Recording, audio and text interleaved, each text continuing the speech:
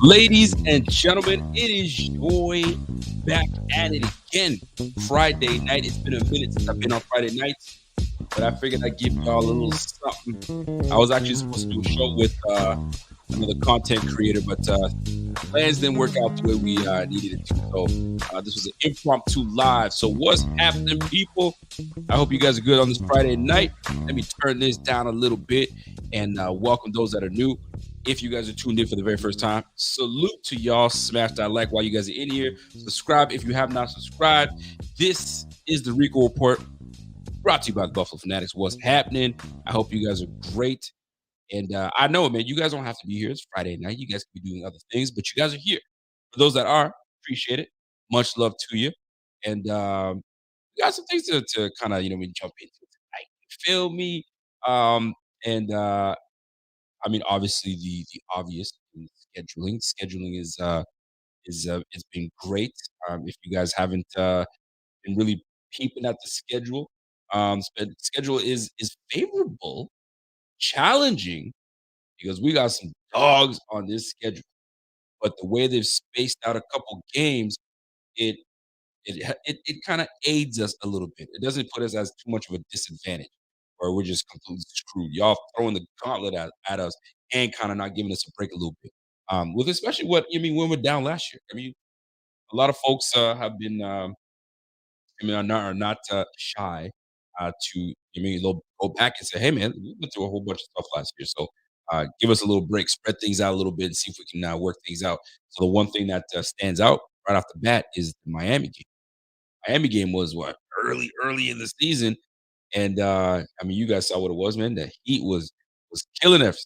You know what I'm saying? It was killing the team, was killing everybody. So they kind of spaced things out. So salute to the league, salute to the schedule creators, because I'll tell you, man, that is not easy because I'm sure they've got a simulator that kind of puts things together, and then you got to kind of go through it. All right, does that make sense? No, that doesn't make any sense. You got to make it for 32 teams. Holy jumping! So salute to them, man. I mean, they made it work. They made it happen. And at the end of the day, that's what really matters at the end of the day. So, welcome once again, folks. Before we get into schedule talk and all that good stuff, fam, Stevie Franchise, what's up, fam? I see you, bro. Uh, do we sweep the AFC East? Are we confident in the additions of what the Bills have done this offseason that we can come in and just take care of the East and call it a day? Are we confident in that? Or are we like, hold on, pump the brakes a little bit? It ain't gonna be that simple. It ain't gonna be that easy because not only have we made some good moves this offseason. I mean, we're limited. We're obviously limited in terms of cash. We're limited in terms of how many picks we had, and et cetera, et cetera. Um, we were still able to come out with some decent pieces that would have helped this team. But did we do enough to give you the confidence in this team that we can go in there and sweep the East and dominate like we've been kind of taking care of business the last few years, right? Last year we had some challenges. They were kind of pushing us at the end a little bit, but we came in and had and strung some some good games together. We went on a nice streak, but nonetheless, we squeaked some wins out and we obviously finished with a 13-3 record. Now, could we have improved on a lot of things in the season? Obviously, man, there were a lot of games that man we should have took care of business easily, but that's not the way the league works, man. Everybody's studying you. You know what I mean, and it's a regurgitating league, man. So you have one coach that was with this team and brings their philosophy over here, and then now it's over here, and it's just a mumble jumble thing. So like, if you've had experience coaching against someone, and you know their tendencies, obviously in division, things become a lot challenging, a lot more tough to handle. But I think it's gonna be fun this year. I think it's gonna be really fun. I think I'm actually very excited for this year. Why I'm very excited is because it's a lot more parity. A lot more parity. There's not very many lopsided where you're looking at something and you're like, man, like, why are we even gonna play this game? Can't say that about he gone are the days you can say that about the Detroit Lions. Man, we're playing Detroit Lions, man. Let's stack that dub. Detroit Lions, the last time I checked, man, they doing it. And the fact of the matter is this, they get the first game, big prime time game of the year. So salute to the freaking Lions, man. I mean, the teams that we used to think that were not so great, they're doing all right. I mean, look at the Washington Commanders. I'm not saying like they're amazing, but like they were making some moves and some pushing at the end to try to squeeze in and make some things happen in that NFC East. I mean, the Panthers, I'm saying Steve Wilkes being their coach, you would pretty much put him out the pasture, man. Bring him out back and pop, you're done. But those boys fought for their coach. They fought, and you know what I'm saying. Put some wins together, thinking that you lose Christian McCaffrey, you think it's all done. It's a wrap, man. And the Panthers really fought. They fought as heck. Now, can I say the same thing about the Cardinals? The Cardinals, eh, they shouldn't be. They shouldn't be because they're. I mean, obviously, Kyler Murray is going to be coming back from injury, but they still got D Hop. You know what I'm saying? Hollywood Brown, you know what I'm saying, made his way out there. So, you know what I mean? Like, they got the Buddha Baker still out there. So, I mean, they got some pieces out there, but like, not what they used to be, man. The last couple of years, they started off hot and then just went cold. And then last year was just not good. You know what I'm saying? So, there are some teams, but for the most part, teams that used to be buns have really come along. They've really come a long way. My man James is like, yo, the Lions are my second team. That's my second team. That's my number two team. I mean, I don't know if I can have a number two team. I used to when I was younger, when I was like, I like this team, I like that team. I mean, when I grew up, I was like, I was Bills all day. Like, we had a rule, my cousin and I, when we played Madden, because there's so many, we would call teams that are ours. We had three teams on top of ours that would say that's ours. So if you want a player on that team, you can't grab them. So you can go all around the league. I don't know how we came up with this rule, but the rule was the rule. Is Bills are mine. You can't go and try to poach anybody off that team. And the other teams that I had were the Raiders. I had the Steelers, and I can't remember who the other team I think most of them were AFC. The Raiders and Steelers for sure. I was like, you can't touch anybody on the Raiders. You can't touch anybody on the Steelers. Done. How and why we came up with such a ridiculous rule? I think we were like 10, 11, some silly anyway. But yeah, having two teams. I mean, hey, your prerogative, man. But I don't know if I can, you know what I mean, invest all the love I have for one squad and try to take a little bit and spread it out to another team. I don't know if I can do it. I do not know if I can do it. But this show, folks, I mean, it's not going to be a super long show, but I always say this and then we end up going forever.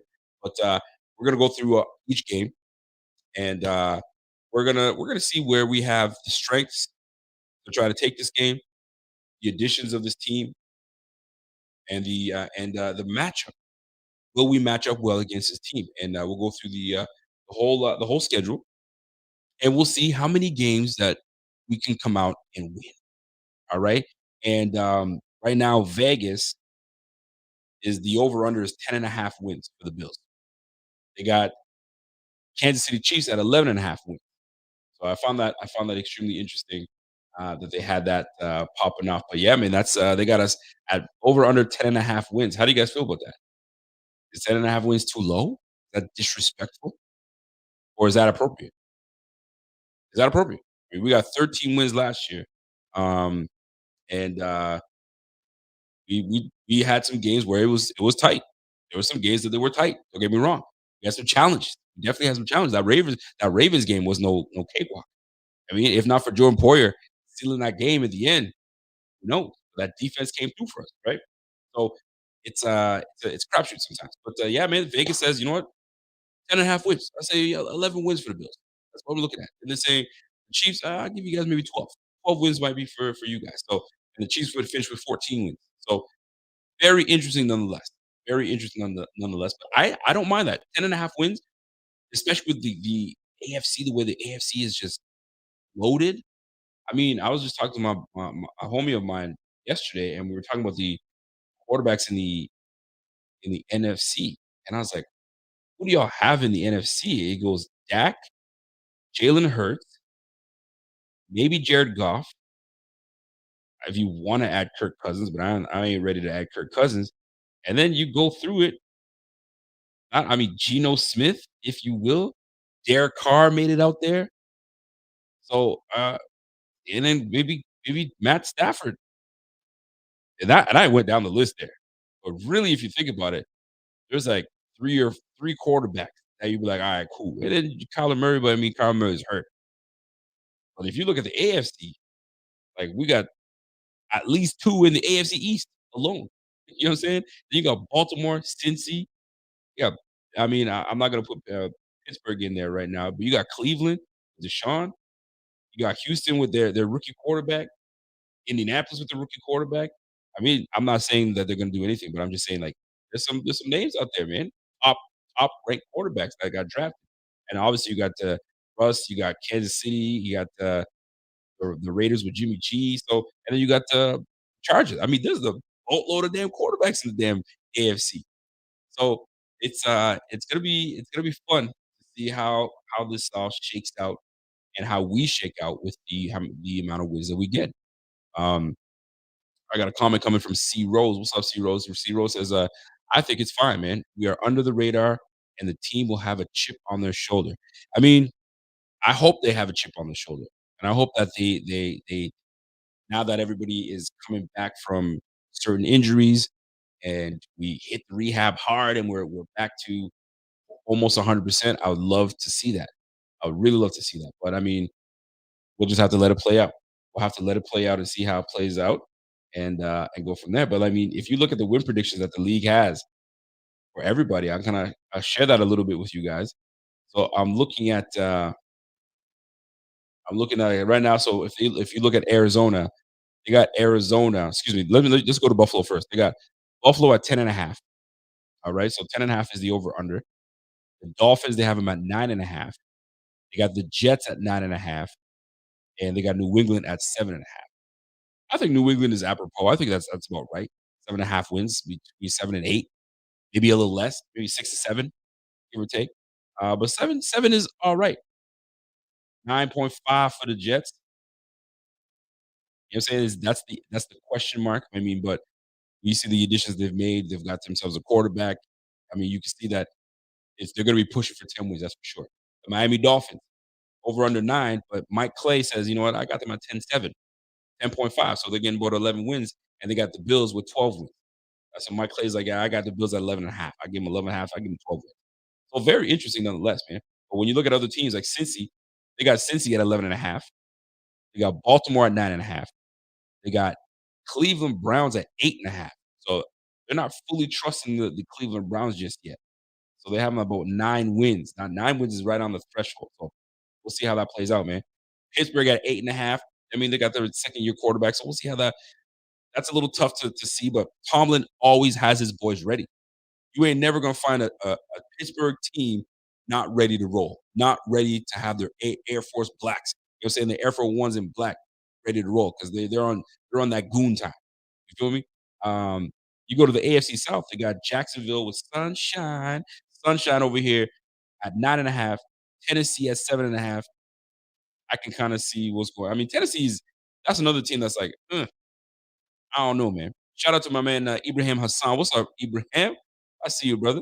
Um, oh yeah, my Lakers are playing tonight. You know what's good. We got to close them out tonight. Need to. Tennessee 7.5. You got the Colts at 6.5, which is appropriate. You got a rookie quarterback that is a project. Nobody, I mean, people are calling him a project, but they see he's raw, but they see some really good potential out of Richardson. So we'll see how that plays out for the Colts here. You got Houston Texans at 5.5. So they don't really quite trust. They're saying CJ Stroud and Davis Mills and how that's going to play out. They're not. There's not quite the trust in there. Maybe Gardner Minshew. Minshew comes in and holds it down in the first year, unless he gets beat. So that will be fun to see how they're saying Shane Steichen deals with the boys up there in Indianapolis. But AFC West 11.5. for the Chiefs, 9.5 for the Chargers. They got Baltimore, excuse me, they got Denver Broncos at 8.5, and then they got Vegas at 7.5. Always going to be tough in the West. The West is always going to be tough. I think what we thought the West was going to be last year is what they'll potentially be this year. I don't know what the heck happened there, Carr or Jimmy Garoppolo or the whole West, but it wasn't close. So I think this year is when they make it what we were supposed to expect last season.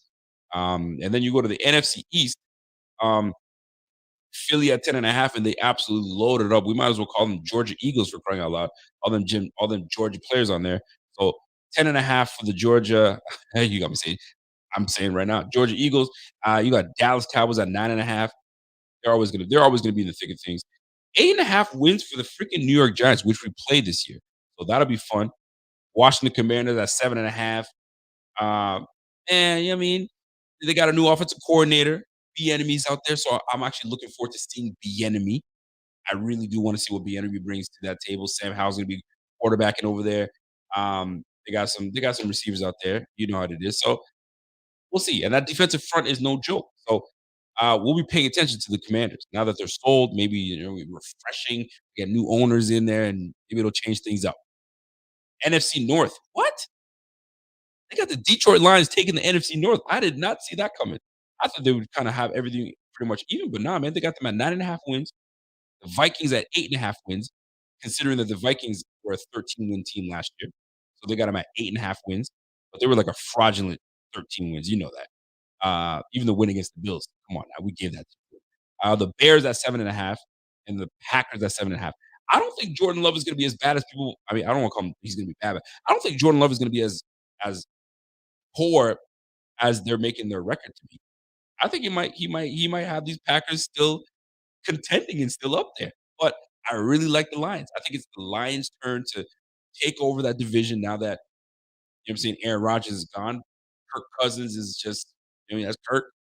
And then we got Jordan. You got Jordan Love that's going to be taking over. So I, I'm looking forward to that. I want to see what's going on over there, man. NFC South, 9.5 wins for NFC. That's what the bettors are saying.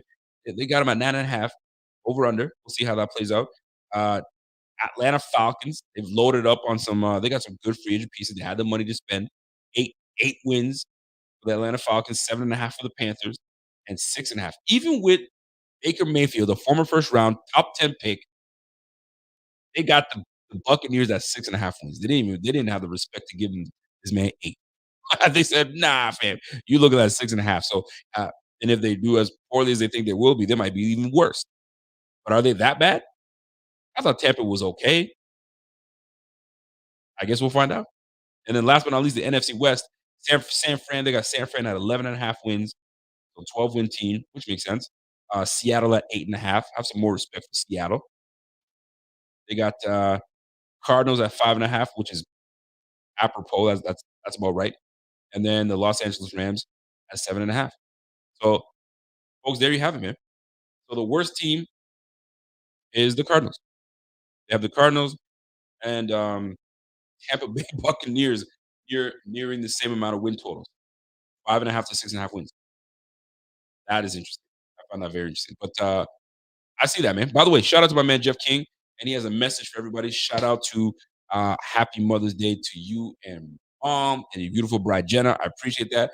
Actually, I was actually supposed to go over to my in-laws this weekend and spend Mother's Day over the weekend, but I was like, nah, man, listen, I'm gonna keep it a buck with you, mom. I told her I'm gonna keep it a buck with you. I haven't had alone time all week. I do for those that know, I do the overnight shift, so I get home from the overnight and we save a little cash on putting the little man in daycare. So I'm daddy daycare. So I do daddy daycare until she comes home, and I spend a little time with the kids, and I go to bed, and that's it. I got no time to just kind of chill out because my man is running all over the place, right? Nap when he naps. No way. Not happening. So, but yeah, man, my time. Go away. It's daddy time right now. Like, let me do my thing. Like, let me just kick my socks up and just let me just chill out. You feel me? So anyway, but happy Mother's Day nonetheless to everybody out there, the new moms, old mamas, mid moms, all the moms out there, and that truly are mothers, not the ones that you know what I'm saying that are causing problems and stress and all that good stuff. You know what I'm saying? shout out to them all. You know what I'm saying? There's sacrifices that are made that have us where we are today because of Mom Dukes. You know what I'm saying? Every one of us passed through the legs of a nice young woman, and we are here. You know what I'm saying? So show some love to Mom Dukes, and I gotta do the same because my mom is in another province. So I gotta show some love to her, send her little flowers or something like that. I don't know, you know how it is.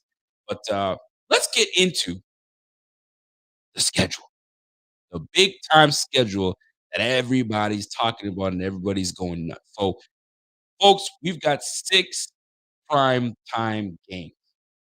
6 prime time games. And those prime time games, although I'm thrilled about it, I'm absolutely thrilled about it because I love that everybody's gonna be watching our Bills.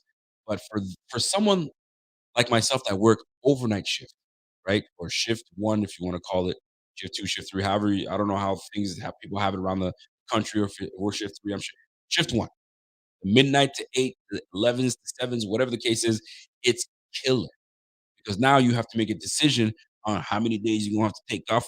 Bam, it's killing me. I love it, but it's killing me at the same time, man. You're killing me, Petey. Yeah, man, it's killing me, bro. So now I gotta go to the hey, listen, man. You know what it is, man. I'm a Bills fan. You're a Bills fan too, because my manager is also a Bills fan. Not a hardcore, but he's a Bills fan nonetheless. So he knows what's up. So when I come and say, "Hey, man, bang, bang, bang, this day, this day, this day, this is what's going down." So you better get used to it and recognize that this is what's going on. You know what I'm saying?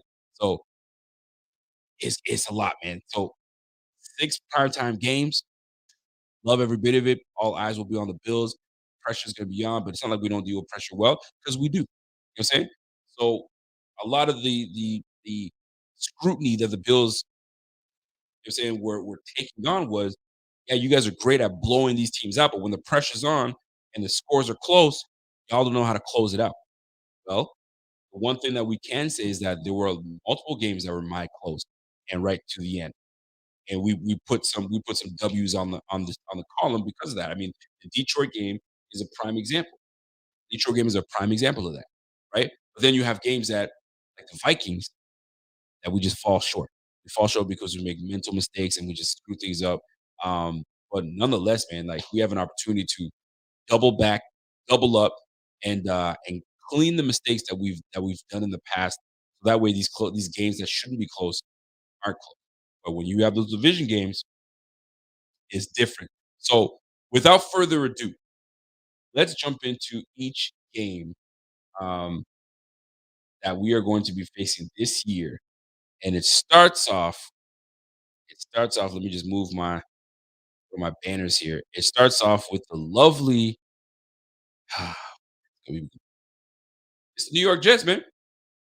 Prime time New York Jets. So how do we feel about this game? All eyes are going to be on us. All eyes are going to be on the Bills. All eyes are going to be on Aaron Rodgers. It's going to be out there. Everybody's going to be healthy. It's week one. There are going to be no excuses as to, oh, this guy was missing and you didn't have this person. Oh, no, no. It's week one. Everybody's healthy. There's no weather issues. It's not freezing outside. You're ready to go. And the thing is, we're playing in New Jersey. I don't want to call them New York. We're playing in New Jersey. So we're on the road. And there's a sense of being a little more focused when you're on the road, right? No distractions, get business taken care of, and let's go. You know what I'm saying? We went on the road to LA and we came out there and waxed the LA Rams, right? But for me, I'll speak for myself. I felt that we were going to wax the LA Rams because I felt that if we faced them the year prior, if we handled what we were supposed to do, if we faced that team, I think we would have been clear cut winners. So when we came in week one against the LA Rams and we just handled business, I thought it was normal. I was like, yeah, man, that's exactly what I expected to handle them accordingly. So that being said, I got a super chat coming in from my man Jason Miller. What's up, Jason? Jason said your schedule is favorable considering no back-to-back road games. Well, yes, that's right. No back-to-back road games minus the travel after London. That was the big one. I was like, okay, how are they going to play us come back from London, right? Now, the one thing I do notice is that we go out to LA. I think we're at LA and how they played that out. But we're gonna discuss that all. But Extra rest for Cincy and KC, and that's the big one. Those are the 2 big ones, right? And you gotta handle business. You got to. When they give you that extra rest for that, there are no more excuses, man. We gotta handle that business. And then you know you're gonna face one of them, if not both, in the coming playoffs, depending if we finish number 1 seed, you might face 1 or 2 of them. So you gotta make sure you handle your business in the regular season. And the goal always is to get the number 1 seed. That is always the goal. It's never gonna stop. That's always going to be the goal. There's no question about it. So shout out to my man Jason for that super chat. I appreciate you, my G. So let's go, man. The Jets. Here we go. Now here's the deal with the Jets. So right now, the sports book very early have the Bills with the advantage of winning, but it's so tight. They have the Bills at -1. So they're giving the edge to the Bills at -1. They're saying an over under points is 47. That sounds about right. You know what I'm saying? Just under 50 points. You know what I'm saying? So you're looking at like a 22, you're saying 22, 24 type game. 24-20 type game. You know what I mean? So it's something like that. So it could be a close 7-point game within 7 points. I can totally see something like that happening because they played us hard every time, especially last year. So that game alone, do you guys see a W or do you guys see an L? Now, before we get into your W's and L's, let's look at the factors here. Some of the additions that the Bills have made, some of the additions that the New York Jets have made. So let's start with the Bills. I mean, you know what we've done. We brought in Mr. Dalton Kincaid, tight end out of Utah. And whether you want to call him a tight end, whether you want to call him, you know, he's just a big receiver, whatever you guys want to label him, he gets the job done. He gets the job done, and he's going to make sure that we we are favorable in our matchups, right? We find the matchups, we find the issues, and we exploit them. That's what we've got to do. We've got to try to exploit them. So to me, when I look at the addition of Kincaid alone, that that almost changes the way the offense is going to function. It changes the way the offense that people are going to defend this offense. So how do you double team Stephon Diggs and roll a safety over or roll a linebacker over and try to bracket him or however you guys want to disguise your defense and let my man roam free? And it's not like we have some scrubs on this team. They're not superstar names, but they're not scrubs. And you put them in the right environment, with the right quarterback, with the right I'm saying in the right system, we can make some things happen. I mean, a guy like Isaiah McKenzie, if we found the upgrade to Isaiah McKenzie, big things can happen. And it's not like Isaiah McKenzie had a horrible year. It's just that we wanted more, and maybe we get more in Deontay Hardy, but we'll see. We'll soon find out. But Kincaid really opens this offense up to the other. And don't forget, we have, you know what I'm saying, Dawson Knox on top of that. So we have some wiggle room and some movement to really challenge some teams. So Kincaid being added to the squad, we're going to go to the offensive line where we bring in McGovern. McGovern is going to be headed to on the line. And one thing that our GM Brandon Bean said today, he's like, guys, the one thing about this team and the way I mean, I'm paraphrasing here, the way we do things here is when we get you, getting you is the one thing. What you do after, that's when we're going to find out what we got. I'm saying the hard part is us getting you. Once we get you, man, everybody has to compete. So whether we drafted Torrance, you know what I'm saying, Osiris Torrance, but Ryan Bates is on the squad, or McGovern's on the squad, or David Andrews on the squad, everyone's got to compete. Just because I draft you in the second, or just because I brought you in from free agency, I gave you X amount of dollars, doesn't mean you're going to have a starting spot. You're going to have to compete, and the best man wins. And that's the type of language I want to hear from my GM. But we also know that there's politics. You know what I'm saying? Politicians always tell you what you want to hear. You know what I'm saying? What I want to hear is that there's going to be competition and the best man's going to win the job. But then there comes a business side of it where we're like, hold on a second, I just drafted this guy a second round. What am I going to sit his ass? Man, hold on. I just gave this guy a 3-year freaking contract worth 20 odd million dollars. What am I just going to sit his ass? So those you got to factor those things in as well. So whether he means it, whether it's all true, we'll soon find out. You know what I'm saying? So you know what? Thank you for that because somebody just put it. I just saw the chat, and one of the comments came in, but I mentioned Kincaid being on the squad. I mentioned with Diggs being double teamed.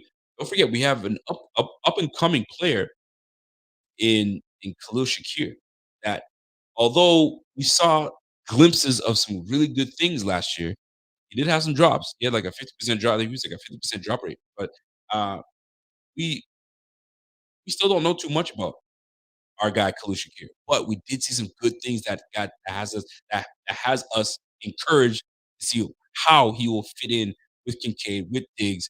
So big job coming and big job ahead for Ken Dorsey. How does he exploit defense and get these guys, you know, saying in successful positions?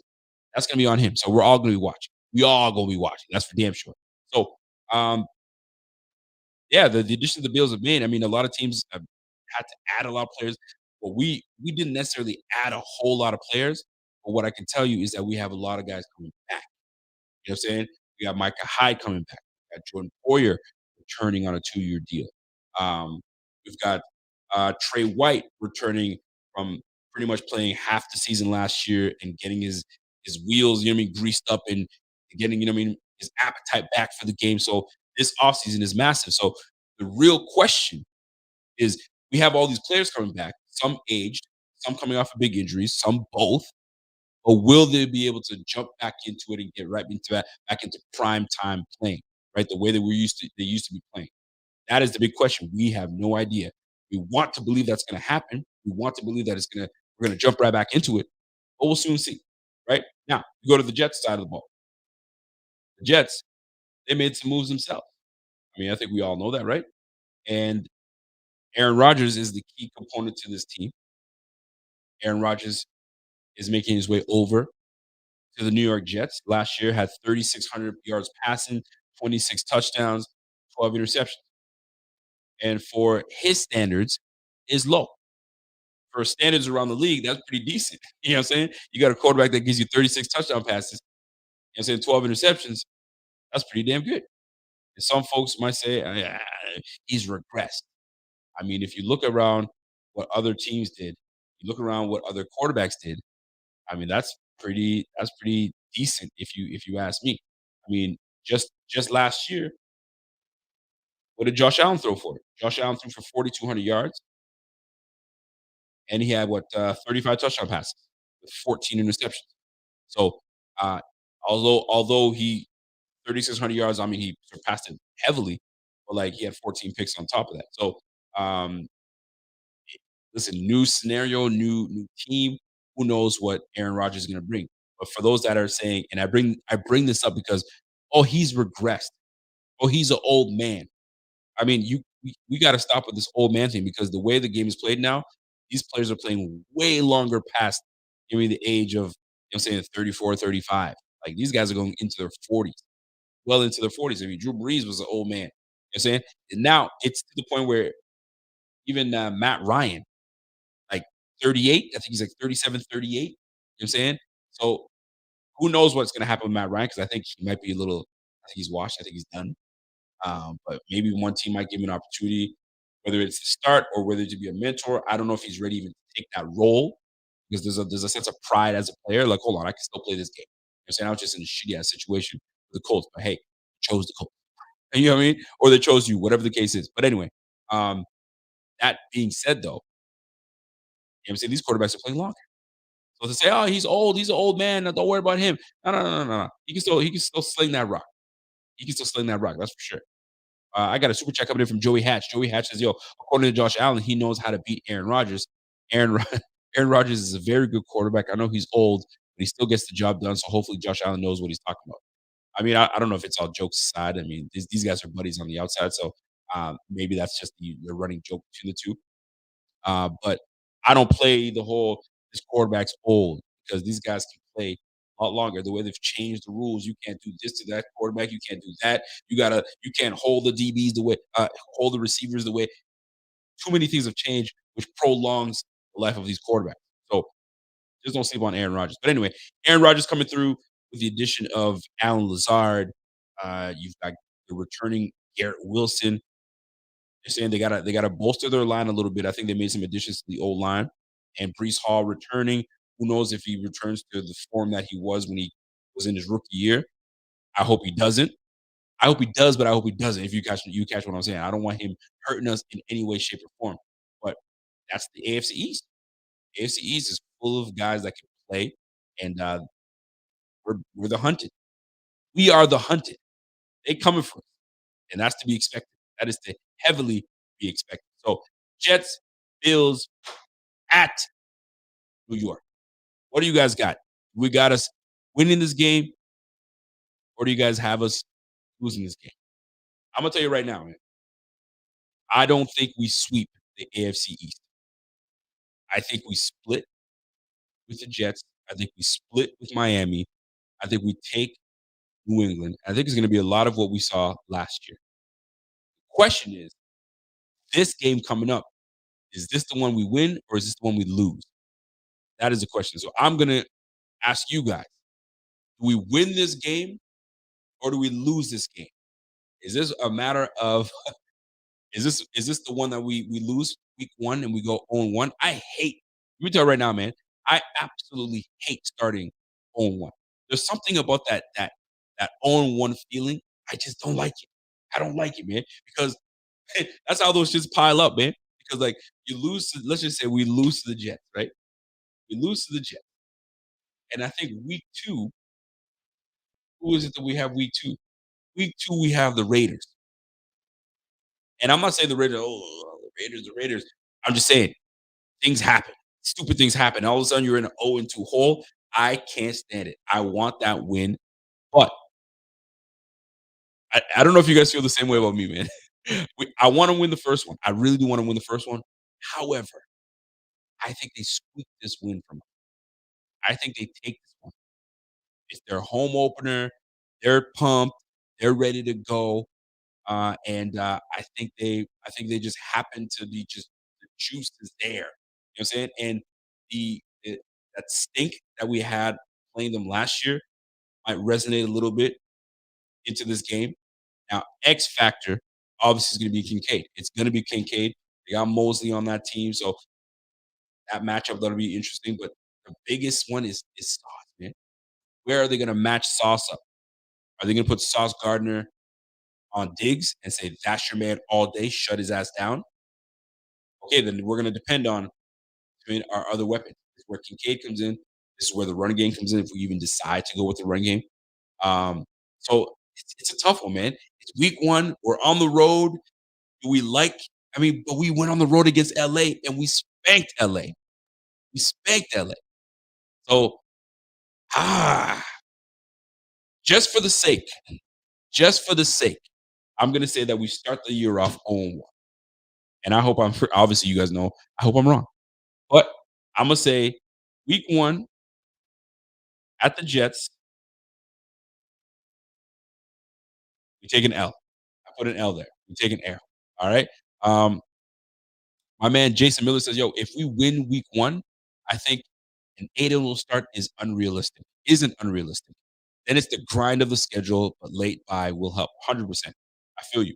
And if we start, listen, if we start 1-0, I'm happy for it. Listen, we could definitely go on a run, right? Because we're gonna go through the schedule, but it's not an easy first six. It's not an easy first six. But guess what? That's the same shit we said last year. Ooh, those first 6 weeks are tough. And we were mashing things up. You know what I'm saying? So it's crazy. It's crazy. But I'm gonna say we start the week one, with a loss to the Jets. I think we lose that one, and it's gonna be a close one, but I think we lose that one. And even Vegas is looking at this and saying they got the Bills edged with a -1. So that's just like for me, -1 is split. It could go either way, but you know what? I'm gonna give it to the Bills because the Bills finished with a division win last year, so I'm gonna give them the benefit of the doubt.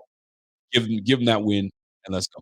So at the Giants, at the Jets, I think we lose that one. Here we go. Raiders. So the Raiders come home to Buffalo. This is a home opener. There is no questions about it. I don't give a damn if they have Devontae Adams, Hunter Renfro, Josh Jacobs, which I love Josh Jacobs. Jimmy G's throwing rocks all over the place. You know, say they don't have Darren Waller anymore, so that's a big one. Uh, Zaire White is the backup running back out there. Listen, man, I don't care who you got. I'm taking the dub. So week one, sorry, week two versus the Raiders. I'm taking the Bills. I mean, there's no and ifs or buts. You know how it is when it's home field event. When you got home field, there's just something about Buffalo. There's something about you're saying a new era. There's something about Highmark Stadium. You saw me. I almost caught myself. There's something about Highmark Stadium that just on week one is just nuts. It's nasty. It's not a place that I recommend for you're saying your team to go and play. I just don't. You know what I'm saying? And I think that we come out here and we absolutely give it to the Raiders. We give it to Josh McDaniels and Jimmy G. And although they got some great weapons on that defense, excuse me, on the offense, it's just going to be too much. It's going to be too much. And the Bills, we take that one. Give us the W. Now we're 1-1. By the way, we got my man Rev in the chat. Rev says, "Hey man, they did draft that killer tight end, Michael Mary. Yes, they did. Darren Waller. They replaced Darren Waller with him. You're right. So they also drafted Tyree Wilson to go along with Crosby. But I still think the Bills win. And like I said, I don't care who they got. There's something about when you go home, you're playing at home in front of the Bills Mafia, and all the festivities are happening. The weather is nice. It's just and if we lost to the Jets the week prior, based on how I think this is going to play out, they're going to come out here and want to motivate and just crush the Raiders. Sorry, Raiders fans, you're going to get waxed. You're going to get waxed. Bills take that. We're 1-1. All right. Week three. What do we got? Week three. Let's move. I got my. I mean, I want to say graphics per se, but I got my things up. So week three, Washington Commanders. We're at Washington Commanders. Here's the deal. Although I love the story, I love that Bieniemy is going to have his chance. I think the Commanders are a good squad. They really pushed last year to make. I think they did make the playoffs. Did they squeeze into it or did they make it? I don't think they made it. Anyway, uh, did they make the playoffs? I can't recall if they made the playoffs or not. It doesn't matter. It really doesn't matter. So what I'm trying to get to is that they got a young quarterback. They obviously didn't trust Tyler Heineke, so Tyler Heineke left. Carson Wentz, I don't know where the heck Carson Wentz is. I think they released him. I have no idea, but he ain't starting. And it's just one of those situations where it's just I think they're a young team that still needs to develop, and they're starting their Sam Howell is a good quarterback, but not good enough to go toe to toe with Josh Allen. So uh, the Bills at Washington, give me that dub. Give me that dub. So the Bills go 2-1. Now we've got some momentum. We got 2 wins under our belt.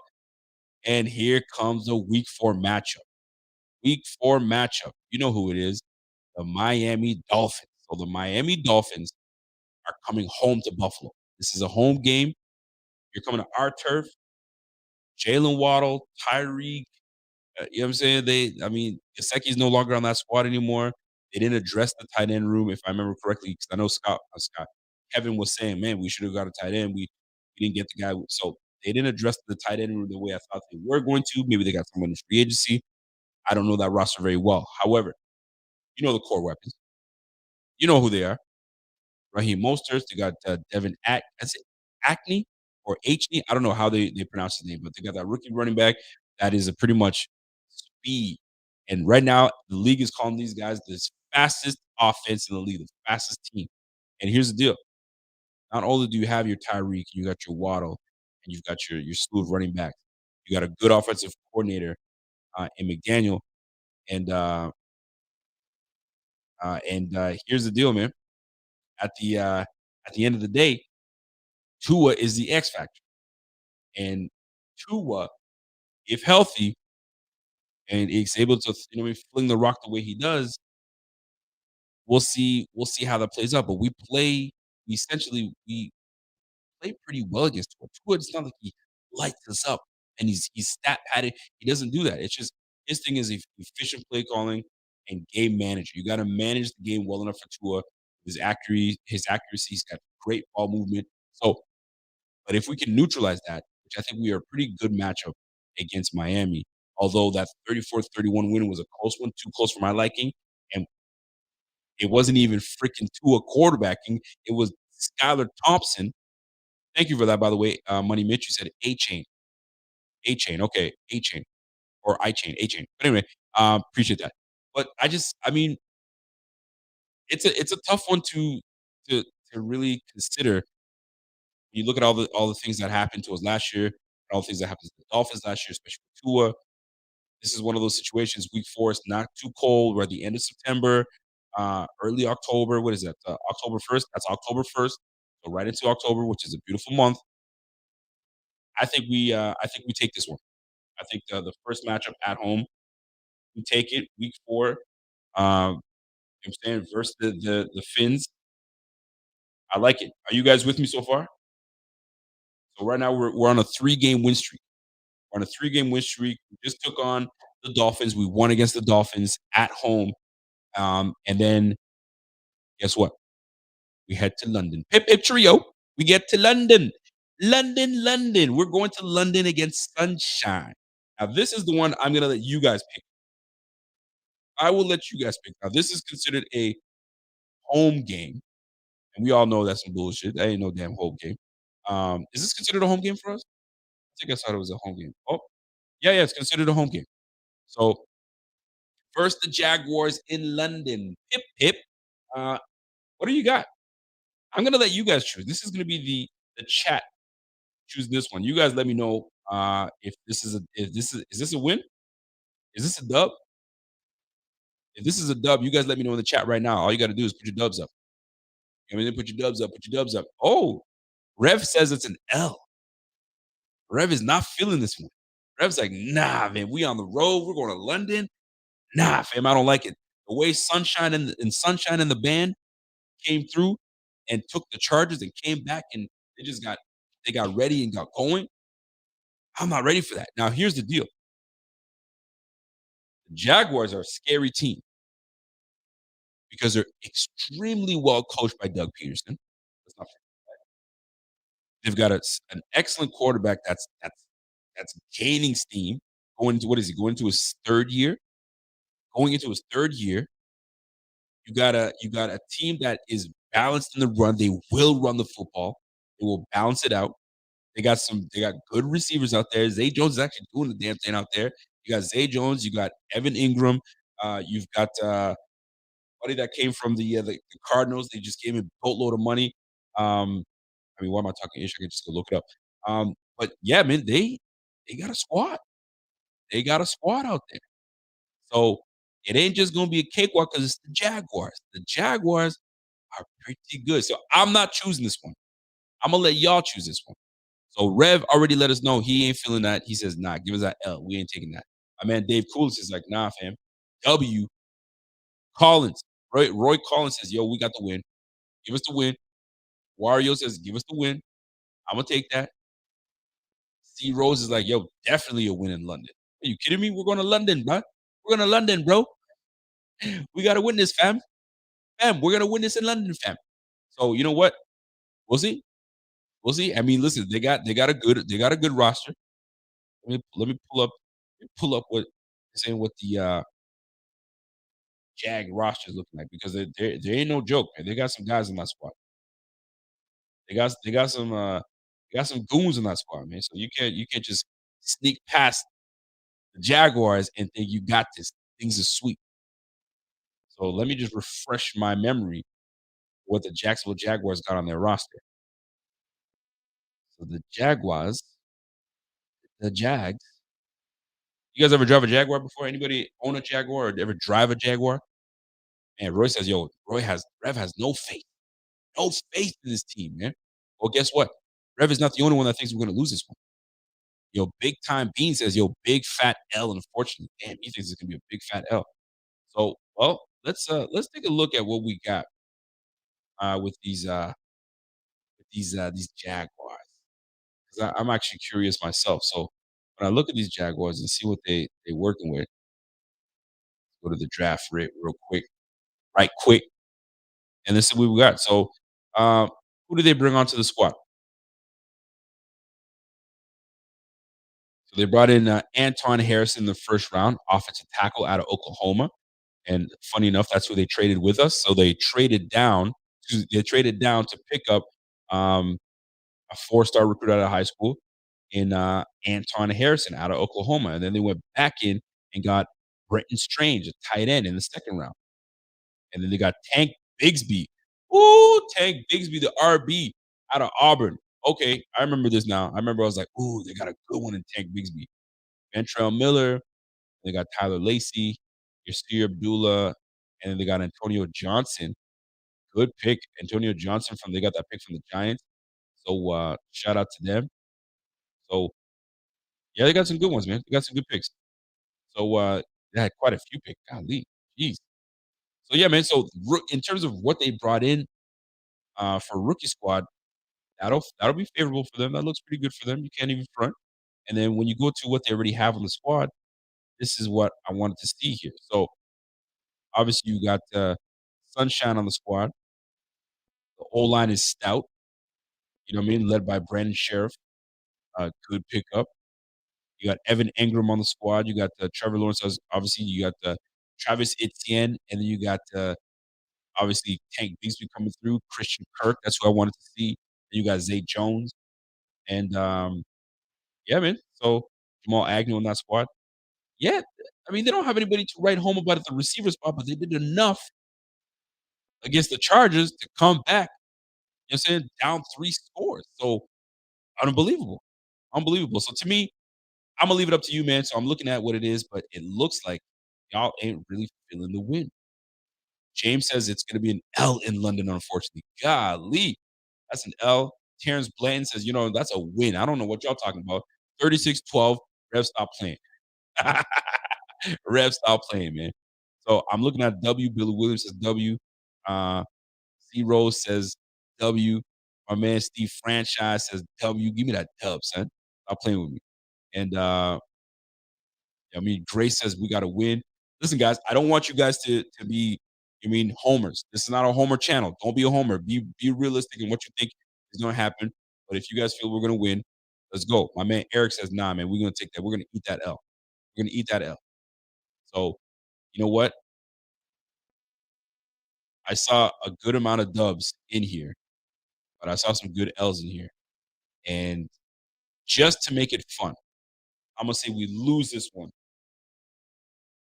We lose this one to the Jags. We lose this one to the Jag. It wasn't unanimous. I thought it was going to be a unanimous W. But, you know what? They picked up Calvin Ridley. They did pick up Calvin Ridley. And, I'm looking at the depth chart. They didn't show Calvin Ridley on there. So, heck yeah, I forgot they picked up Calvin Ridley. So you got Zay Jones, Calvin Ridley, and you got Christian Kirk. And then you got Evan Ingram alongside, I'm saying Tank Bigsby. Ooh. You know what? I don't want to gas up the other squad, but there ain't no joke. We aren't a joke either. But I saw it was pretty even. So just to make it fun, I'm gonna say we lose to the Jaguars in week 5, right? So now we travel to London. We've had our trumpets and bangers and mash, and we did all we did all that good stuff. Um, so let's get back to the schedule. So after we play the Jaguars, guess what? Sunday night football, time, prime time football at we're the Giants are coming home to Buffalo. So they're coming home to Buffalo. Brian Dable and the boys are coming through, and now we get to figure out if Dable is gonna be one of those situations gonna be like, hey, young buck, the guy calling plays in the booth, let me show you how it's done. Or does Dorsey say, thank you, Sensei, for showing me all that you've shown me. I threw that trash in the playbook in the trash. Now it's my year. I tried to do it your way the first year. I got 13 wins out of it, but people are on my case saying I don't know how to get creative. You know what? Now that I got my tight end, now that I got some protection for my guy Josh Allen on the line, let me show you what I got. So this is an intriguing game for me. So this is week 6 against the Giants. Is this a dub or is this an L? Talk to me. Is this a dub or L? So here's the deal. Bills fan says, "Yo, that's a dub, man. Give me a dub. Give me a dub." My man Sam H says, "Yo, D Wall would be a problem if healthy." Um, oh, Darren Waller. Yeah, man. I mean, in this offense, we'll see, man. We'll see because don't forget, man. Brian Dable spent a lot of time being a tight end coach. Spent a lot of time being a tight end coach and next to the O line. So you know he's going to find a way and figure out a way to get Darren Waller open and doing all those good things, right? So um, this is a big one. This is a big one, man. John Henry says in a weak NFC, the Giants barely made the playoffs last year. They're not that much better. They got Saquon Barkley. I mean, they got a squad out there. But here's what it comes down to at the end of the day. You know who their quarterback is, right? Exactly. So when I look at who they got at quarterback, I like what they have around. You mean they got Wandell Johnson? I think it's Wandell Robinson. Wandell Robinson. They got uh, Chef Shepard. I think it's Shepard. I'm trying to remember everything on top of my head. Another team, right? They got Shepard out there. They got obviously our guy Isaiah Hodgins, and they got it. They brought in Jalen Hyatt, so they got a good little receiving core. They got a good little receiving core. Saquon Barkley's going to be running the rock. They got a good little receiving core.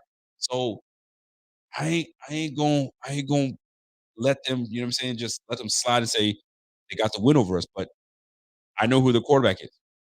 And Mr. David, Mr. David, I'm not buying it, man. Listen, Danny Dimes can do all the running he wants because he's athletic. He can run, but not against us. I'm sorry. This ain't the NFC East. I'm sorry, buddy. This is the AFC East. You're not gonna do what you do. Everybody's already conditioned to take on Josh Allen. You know what I'm saying? So you're not about to go and try to pull that on us. So Danny Dimes, not happening. So Daniel, Mr. Jones, no sir. So Giants lost. You're gonna lose this one. We got the dub right here. The Bills take on the Giants, and we're at home on top of that. Sorry, Mr. Dable. Love you. Loved you when you were at the Bills. You did such good things for us. You got Josh to where he is today alongside Ken Dorsey. But I think this is where, you know what I'm saying, the young student tells the master, I got this. You know what I'm saying, I'm taking over. This is my squad. Now, are they gonna make it easy for us? Heck no, they're not. They're definitely not gonna make it easy for us. But don't forget, we don't have Leslie Frazier, you know what I'm saying, calling plays on defense. It's no slight to Leslie Frazier. Don't get me wrong. No slight.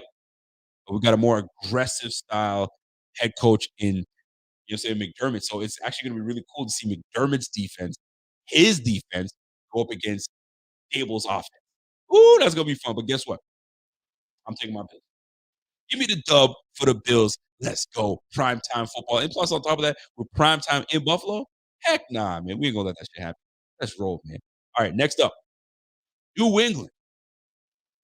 I don't care how you want to slice this one. Slice it how you want to. Slice it with a dull knife. Slice it with a sharp knife. If you're a savage and you don't even use knives, pull the bread apart. I don't care how you want to deal with the loaf of bread. It's gonna get devoured one way or another. And the Bills are gonna devour the Patriots. It's just what it is. So I mean, there's really nothing much to talk about. And it's on the road in Foxborough. Like I give a damn. Give me the win versus the Patriots. Don't care who they are. Don't care. My pen's running out. I'm writing this down so I can use this as reference like I did last year. Ah, pencil. I got my pencil. We use my pencil. The trusty pencil can never fail us. All right, we got a dub in New England. I mean, I don't know if we need to really even go any further. Are we on the same page here? Patriots, Bills at Foxborough. I mean, is it really going to matter? I didn't think so.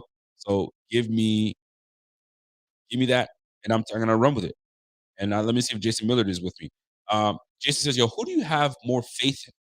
McDermott taking over the defense, or Dorsey creating more of an identity outside of Josh being Josh?" Well, that's a fantastic question. That's a fantastic question. I'm gonna tell you like this, and this is the best way I can try to answer this. I'll trust the guy that's got experience in this league. I'll trust the guy that is head coaching this team. I'll trust the guy that, you know what I'm saying, has brought trust back into this organization. Yes, Brandon Bean, you know what I'm saying, has put the roster together, but the guy leading these men is Sean McDermott.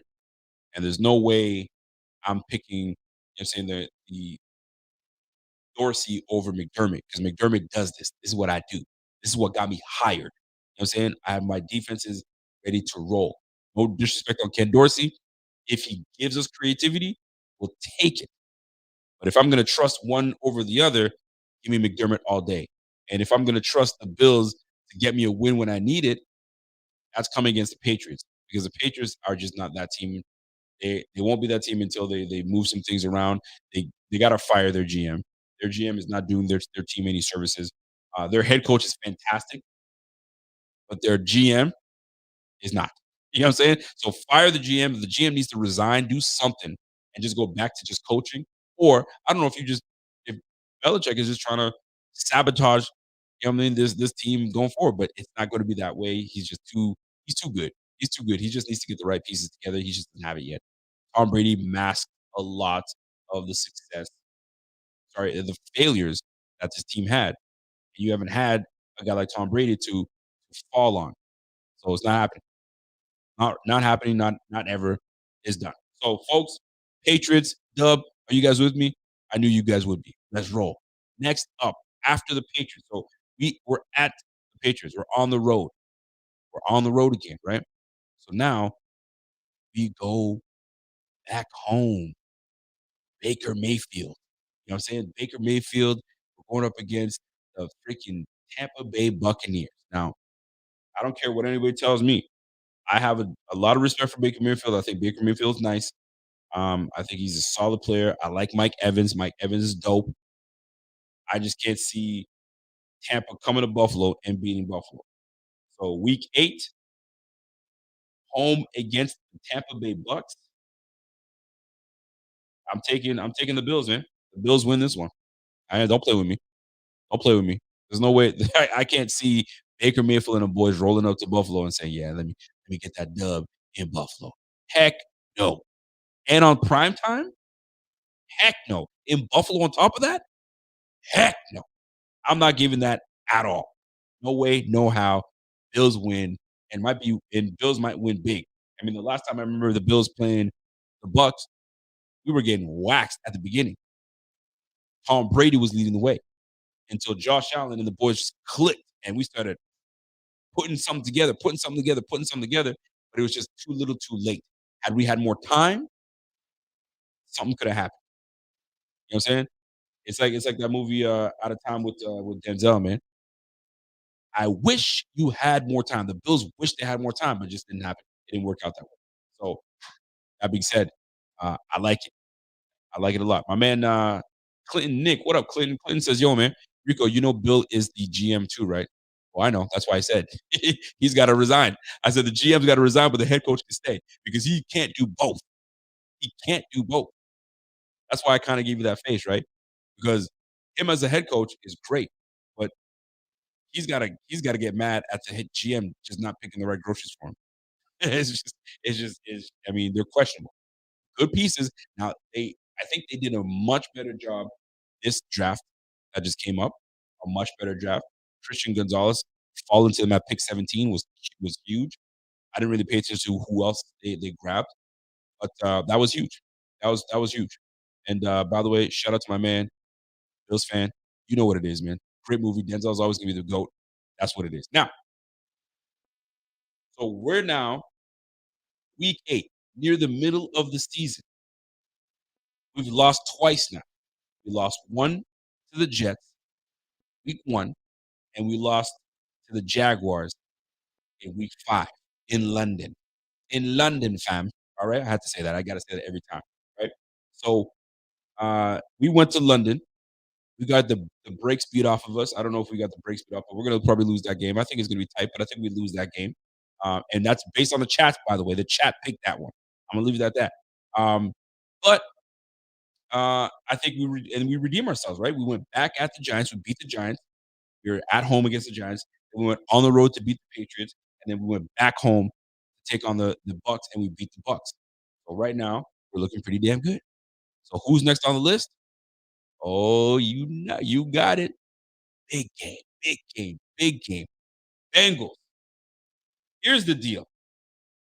This one is a tough one. So we are on the road. On the road again. The Buffalo Bills are on the road again. Listen, they came to Buffalo and waxed us on our home field. Snow coming down, the elements that would suggest that the Bills would have the advantage, right? I think it's all BS in the first place. But now we have to go to Cincinnati. Oh boy, folks. Oh boy is correct. So I need to know before I give you guys my opinion on this game. How do you guys see this playing out? Keith, Keith, my man Keith Stewart is like, man, that might be an L, brother. That might be an L. I don't know if we got this one. I don't know if we got this one. So my man Connor Jim says, yo, that stadium is a curse. It just happens to be a tough. It might be emotional for some folks. Honestly, it would. It'll definitely be emotional for Mr. Nomi DeMar Hamlin, and as it rightfully should be. It'll be emotional for him. But football's football. You gotta get right into it. So my man Rev says, yo, I have the Bills taking this one. Bills have this game circled. Woo-hoo-hoo-hoo. Well, unfortunately, I'm not giving the choice to you guys on this one. And although although I'd love to pick the Bills to win this one, I think we lose this one. And I'm gonna tell you why we lose this one. Joe Burrow he's that dude. Josh Allen is also that dude. They're both excellent players. The big difference here, the Lou Larigamo, I think his last name is. I always screw that man's name up. They call him Sweet Lou. Sweet Lou is the defensive coordinator for the Cincinnati Bengals, and that man is he's an adjustment warrior. You know what I'm saying? He makes adjustments. He caters to his guys on the squad, and he has them in prime position. And he had our number. He had our number. We just could not find answers. We just could not find the answers. So to me, this game, we lose to the Bengals. We lose to the Bengals, but we have redemption later on. We have redemption later on. You know what I'm saying? So because now we are in a position where we have the Chiefs that we have to contend against always. We've lost them in the playoffs, but we tend to do well against them in the regular season. So if it's trending that way, give us the L in the regular season. Let me get that dub when we get to the playoff. I'm gonna take that. You know what I'm saying? So, but to me, Sweet Lou is the X factor. Now, a great point. Shout out to my man Bobby Commas. What's happening, bro? Great point brought up. My man Jimmy the Trumpster says Kincaid is the answer. Maybe he is. Maybe he is. And that's why this one is a tough one. This one is an absolute tough one because I love my Bills. I love my Bills. You guys know that. I mean, we all love our Bills. I'm not gonna say we all love our Bills. But sometimes you gotta keep it a buck with yourself. You gotta keep it a buck with what we got, and we gotta keep it a buck with how things transpired the last time we played. And I know, and it's tough to say because this is a what have you done for me lately type of league, but we gotta reference certain things. And the reference that we have are a quarter of football that I felt that they were dominating us and we weren't looking too great. They were moving the ball at will without any resistance. So you think that things are gonna change. We've had time, both teams have grown, we've done all the things we need to do, and then we get whacked. Whether you call that not prepared, I don't know what you wanna call it, but we were not prepared. We got beat like it was a joke. You know what I'm saying? It was a joke. The guys came in and they just wanted us. Now it didn't help that everybody was picking the Bills to win this one because of all the stuff going on and you know what I mean? And on top of the Bengals were like, "Yo, we didn't even get an opportunity to, what I'm saying, have a chance for home field advantage." And I think the thing that pissed a lot of these Bengals fans off more so is how they were publicizing, although it was a normal thing to do, of selling tickets before game starts, but they were the they were selling tickets. The Bills website was sell or the NFL website was selling tickets to Bills fans for the next game of playing against the Chiefs. And when that word got out and it started circulating, it pissed off the Bengals. Had they not even brought that up, maybe changes. But I'm gonna tell you right now, that played a factor. Because wouldn't that play a factor for you? You're ready to take on the team, and all of a sudden the NFL website's got the Bengals already selling. The tickets have been already sold out. The Bengals and Chiefs is gonna be really the Bengals and Chiefs. Y'all already selling tickets. Hold my beer. Let me show you what I mean by y'all shouldn't be holding your tickets. And I think that's what played a part in us getting our asses beat. You know what I'm saying? Now, there's rumors that Josh Allen was going through some issues, personal issues that had his head potentially not in the game. And because his head is not in the game, there's no semblance, there's no sense of like urgency. And you saw it. Everybody came out flat. So who knows? So is Kincaid gonna be the answer? I sure hope so. I sure hope so. We'll see how that plays out. I got a super chat coming in from my girl, Miss Linda West. What's up, Linda? Linda says, "Yo, Super Bowl for the Bills this year. Go Bills." Thanks, Rico. And thank you, Linda. I listen, man, wouldn't that be amazing for our Bills to go to Super Bowl? 'Cause that's what I'd love to have that. I would absolutely love to have that. Man, we just need that. We need that. You know what I'm saying? But anyway, it is what it is. Joshua Torres. What's up, Josh? Josh says, "Yo, listen, other podcasts out there been talking scared as Bills fans and Jets." Hold on. Other podcasts out there have been talking scared. As a Bills fan, the Jets and the Dolphins gave us all they had on Hurt Allen and half a defense. Sorry, the story is wrote Allen is going to break records this year. Joshua Torres. I've known to be, I've been known to be a little controversial here and there. Known to go against the grain, if you will, here and there. And the confidence that you exude, I love it. I love it. And as you should, as a Bills fan, you should exude all confidence. But I'm here to tell you, the Jets and the Dolphins do not care. They do not care about the confidence that we have in our guys. They are ready to come after us and whoop us. Why? Because we've been talking big shit as a fan base that we own the division. Ever since Tom Brady left, we got this. And now that they've made some significant moves, like, no, you don't got this. Especially because we split it. We split the season between the two. What are you talking about? And that's how they feel, and as they should. They should feel that way. Because if you go back to how things played out, the Jets, they played us extremely well the first time. Extremely well. We didn't have an answer.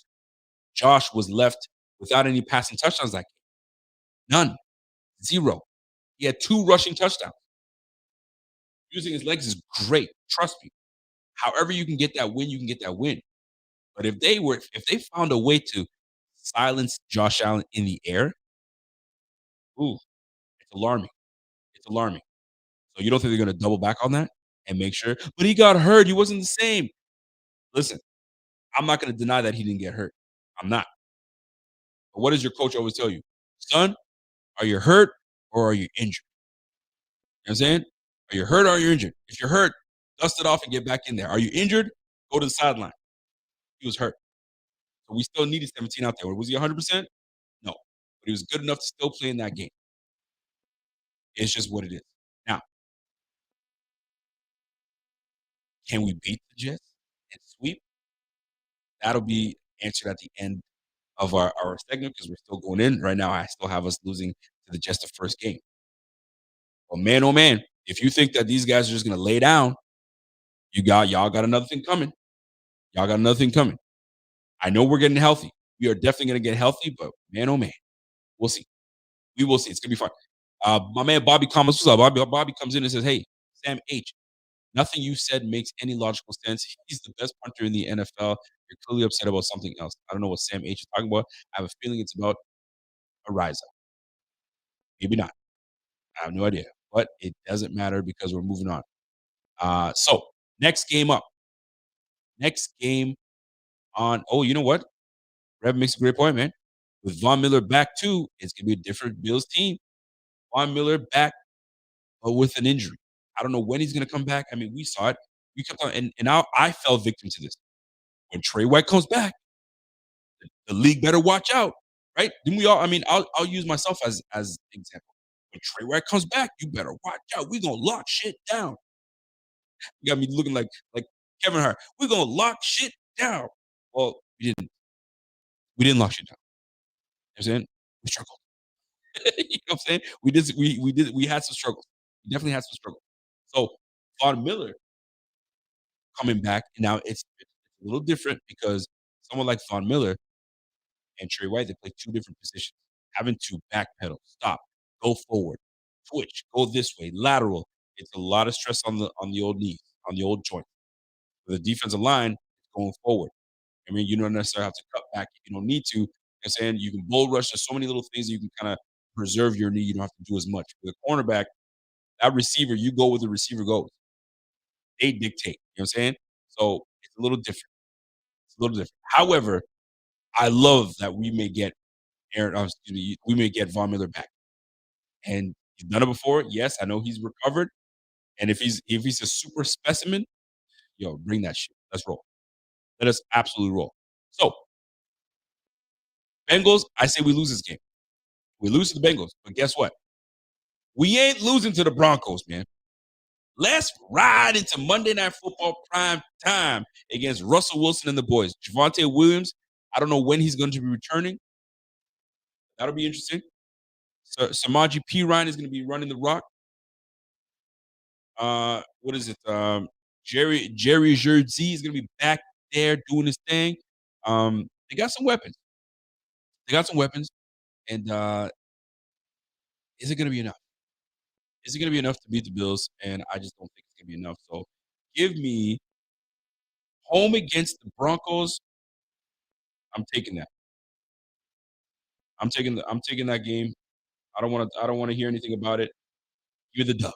Give me the dub. So we lose to the Bengals and we go home and go back home and play the Broncos and we beat the Broncos. Guess what? Guess what? Hey, did you guess what? Oh, the freaking listen. I've been trying to learn the knowledge of hockey, and my father-in-law is a Leafs go. Go, Leafs go. my father's a big Leafs fan, and I'm trying to adapt the Leafs as my squad. You know what I'm saying? So next year I'm gonna try to take him to a Leafs game in Toronto so we can really do it up. And the Leafs were down 0-2, and they tied it. Go, Bills go.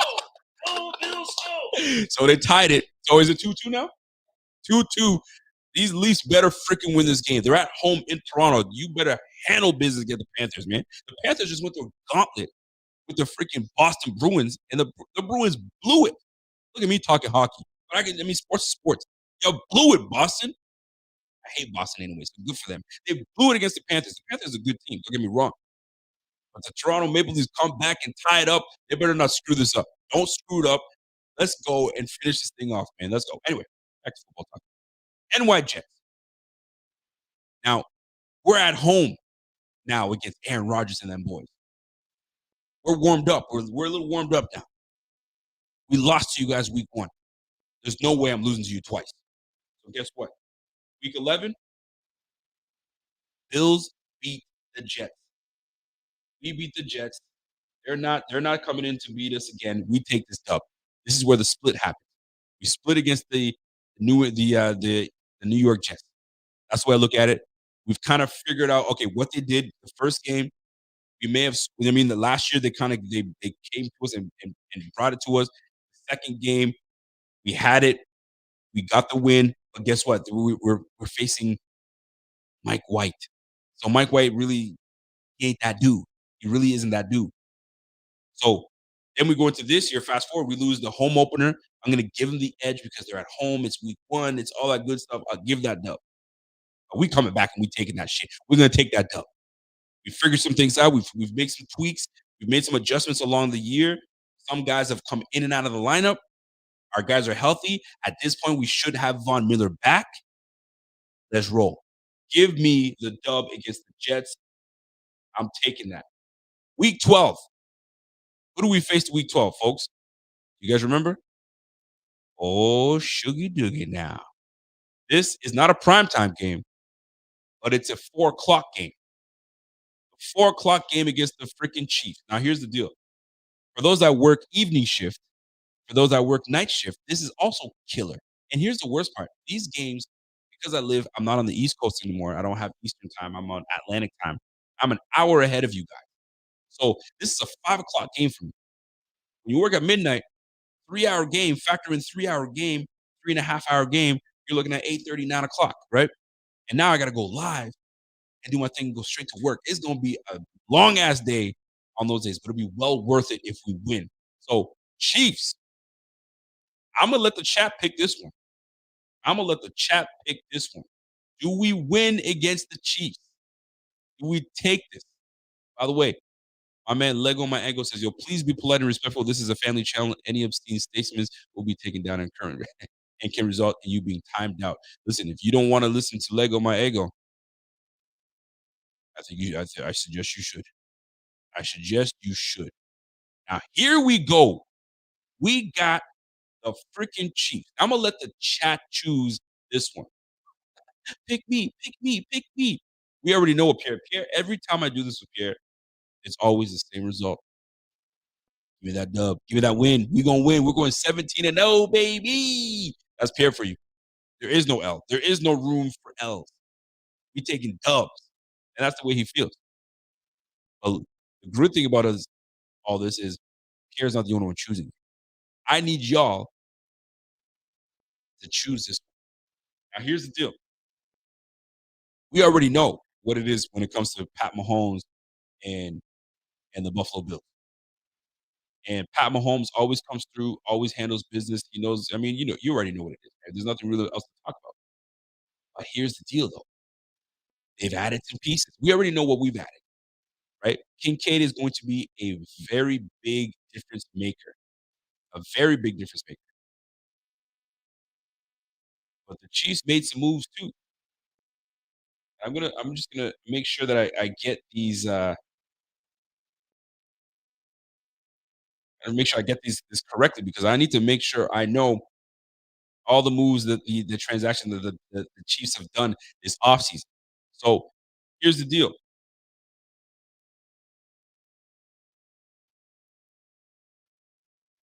So they didn't really add too many pieces. I'm just kind of looking, see what they did. So Frank Clark, they released Frank Clark, which is a big one, but he was also aging.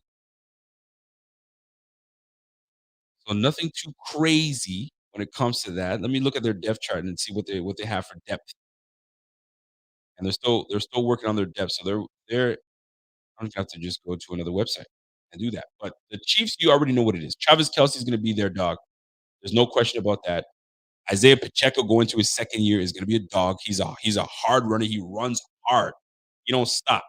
You feel me? So it's going to be quite nice to see how these guys mesh going into second year. Travis Kelce is a year older, but you still know he gets busy. Um, so let me see what else they brought in. 'Cause I know these guys always draft well. That's just what they do. The freaking Chiefs, they don't stop, man. Andy Reid always stay adding folks to his team, man. So what they got, man, what they got. So let's look at what they got in terms of receivers. So Kadarius Toney, obviously they brought him last year from the Giants, so he's going to be doing some big things. Sky Moore we're looking to kind of make a name for himself. He hasn't really done anything. They got Rice. They got Rashid Rice, and they got him, and he's going to be doing big things. I'm gonna tell you right now, man. I saw a segment where they had a conversation between him and Pat Mahomes, and he's like, "Yo, we're gonna have a good year. We're gonna have a good year." So Rashid Rice they brought into the draft. They got obviously they brought in some other pieces on the squad as well. But fam, this is gonna be big, man. They got Wanya Morris on that squad. Woo, okay. I mean, listen, man. They got George Kalifdis is coming back for the second year. Chris Jones obviously is going to be a menace. You guys already know what time it is with Chris.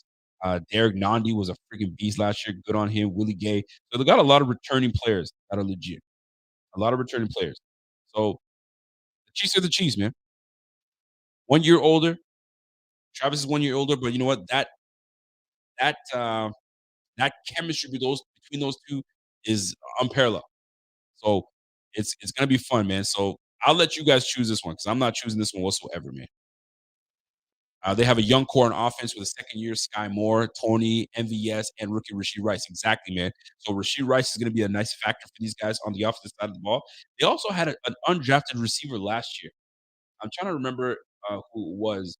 Receiver was it Justin Ross? Justin Ross from if I remember correctly, Justin Ross from last year. So if he gets healthy, man, that's a steal that they had on that squad. So Bills Chiefs, y'all have to pick this one.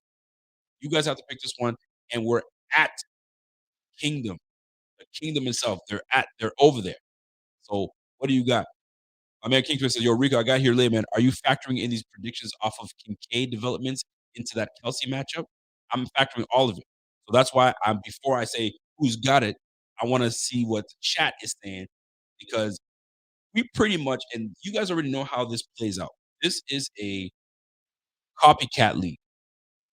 They see things that are working and they see positional needs that are lacking. I mean, let's just go right to it. If you look at when the Wildcat came out, the Dolphins were abusing teams with the Wildcat, and it took a while for us to kind of figure things out until teams started to figure things out. But before they did, other teams started doing the Wildcat. Let me get my guy to do Wildcat. But you got to draft the right piece, the right guy to do the Wildcat. So then, and things there's variations. So when you look at what Kelsey's been doing to the league, more specifically, what Kelsey's been doing to us, we had to find a way.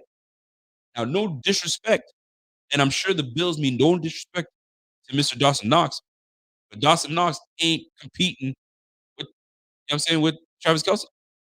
Even when they send him to Travis Kelsey University, to tight end university, although there have been some really good improvements, just not that dude to compete with a guy like Travis Kelsey.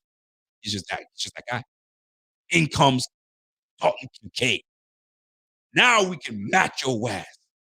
You got a quarterback, I got a quarterback. You know what I'm saying? You have a young core of running backs, so do we. You got receivers, hold on now. Tight end, we never could match with you on tight end.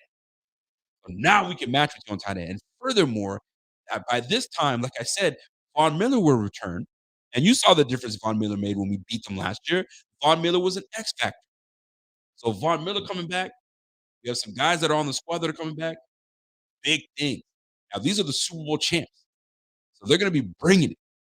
So we're going to have every opportunity to bring this. And by this time, we're week 12. We're week 12 at this point. We have a bye week the week after. So we got to make sure we get this. So to me, give me that dub. That's just me.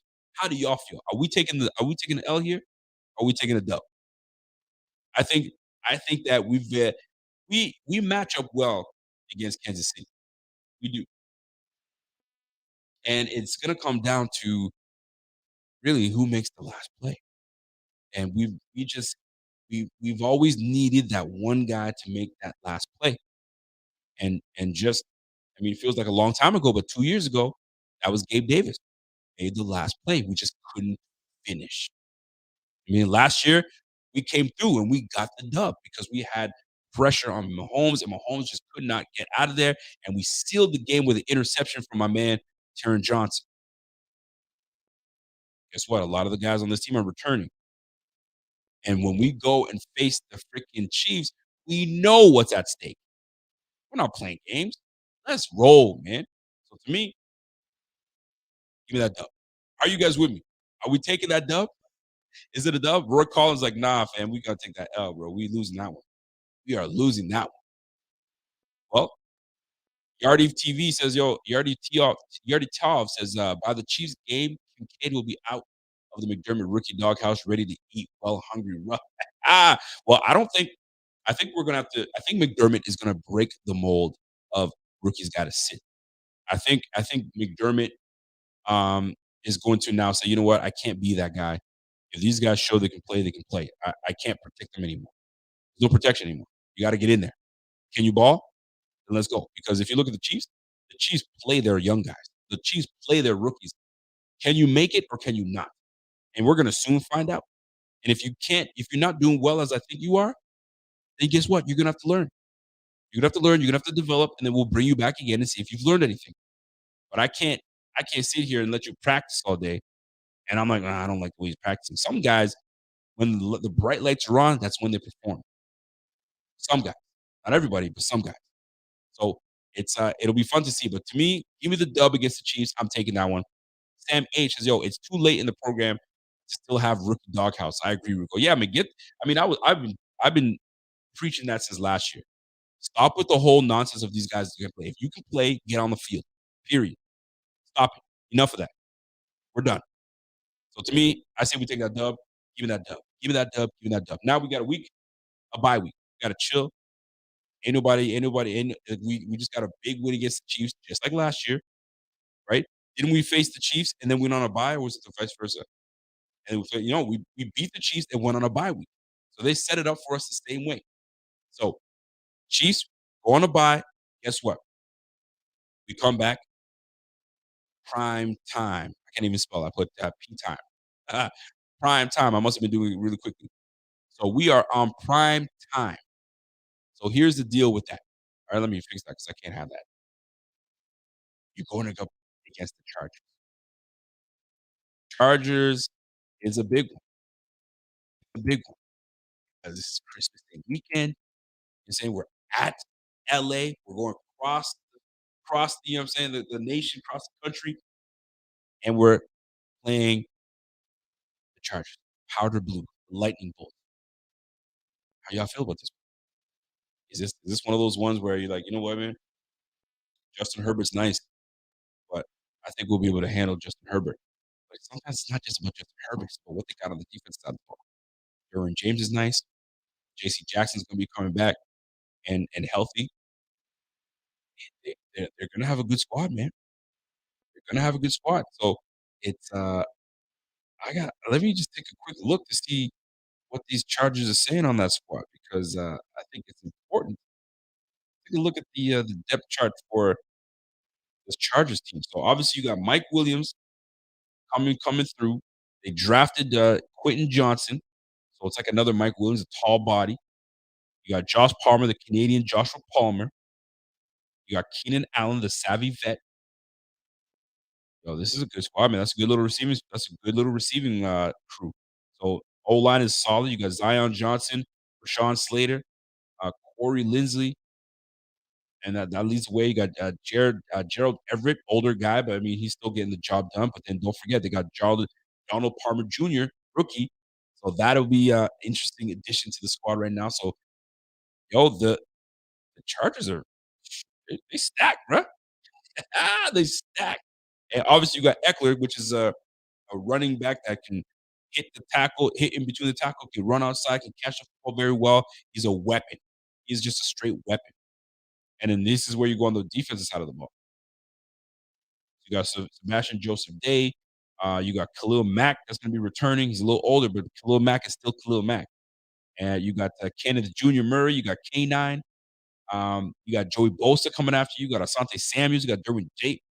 Ooh, hoo, hoo, hoo. Yo, man, it's gonna be this is something. This is something. So uh, let's get ready to rumble. This is gonna be a fight. This is gonna be a dog fight. Guess what? And we're on the road. Now, here is where an advantage can be had for us too. We've had a week of rest. It's late in the season. It's like a recharge, and let's get after it. So recharge to go after the Chargers. So how do you guys feel about this? How are you guys feeling about this? My man Sam H says, yo, Tua over Herbert. One game for the fate of the universe between those two. I want Tua. You are crack. Uh, I ain't taking that one. No way. To be fair, the Chargers, if they are healthy, by then they have Allen, Big Williams, and Rookie Johnson plus Eckler plus Palmer. And plus, you got the rookie tight end in what's his name? The rookie tight end. What's his name? I just said his name not too long ago. Yeah, Donald Parham. That's a good squad, man. That's a good squad. That is a good squad. That one, I'm stuck on this one. Chargers is it's a matchup. That's a weird matchup. Like we play all these other teams, like the Chiefs. We know how to play these guys. You know what I'm saying? We know how to play. You know what I'm saying? The Bengals. We've done them and we've lost. You know what I'm saying? So we're gonna have to adjust. But the Chargers, we haven't played them often. We haven't played them. I don't remember the last time we played the Chargers where it was like Justin Herbert if he did anything special. To be honest with you. So this one's a tough one. So I'm gonna defer to the chat on this one. How do you guys feel? How do you guys feel on this one here? And my man James says, "Yo, I'm with Rev on this one as usual. Don't trust Staley. I don't. He doesn't trust Staley and his game managing execution. But guess what? I in my short distance of memory, I remember when y'all were saying you don't trust. You're saying head coach Sean McDermott because he makes questionable decisions. Now he's improved, but I remember he was in a position where like, man, this guy's making some poor decisions with this team. What are we doing? What are we doing? You guys know that. I'm just putting it out there. I got to look at it this way. You can't. And this is, you know what? And I'm gonna get at the end of it. I'm gonna get to it too, right?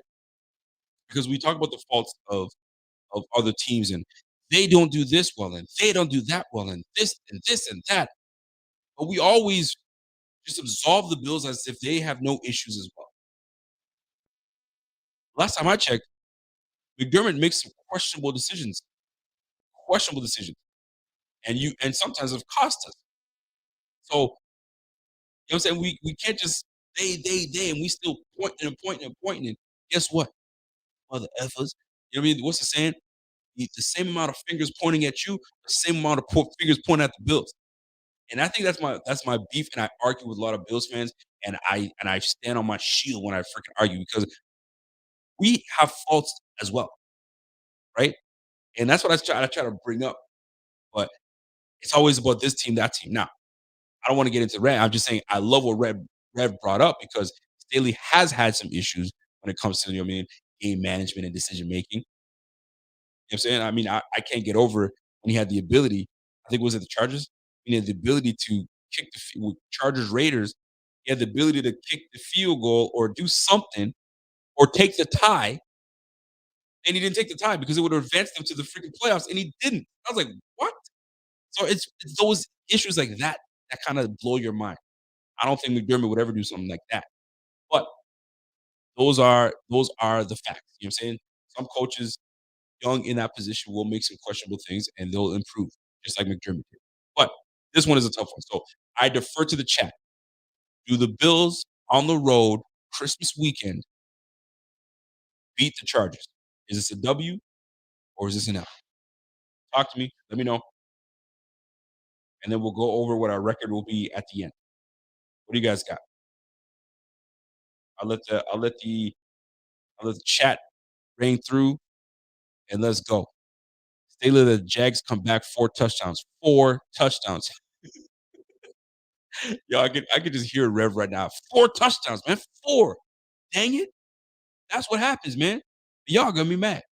But he's not right. He's not wrong, man. The Jaguars came all the way back. And that's why in the chat, I let y'all choose between the Jaguars and the Bills, and y'all chose, excuse me, the Jaguars and the Bills, and y'all chose the Jaguars. Just saying. So here we go. The Bills Mafia, he says there's a W. Give him the W right there. Bills with a W. What do you guys got? The Bills take this one? Talk to me now. Talk to me now.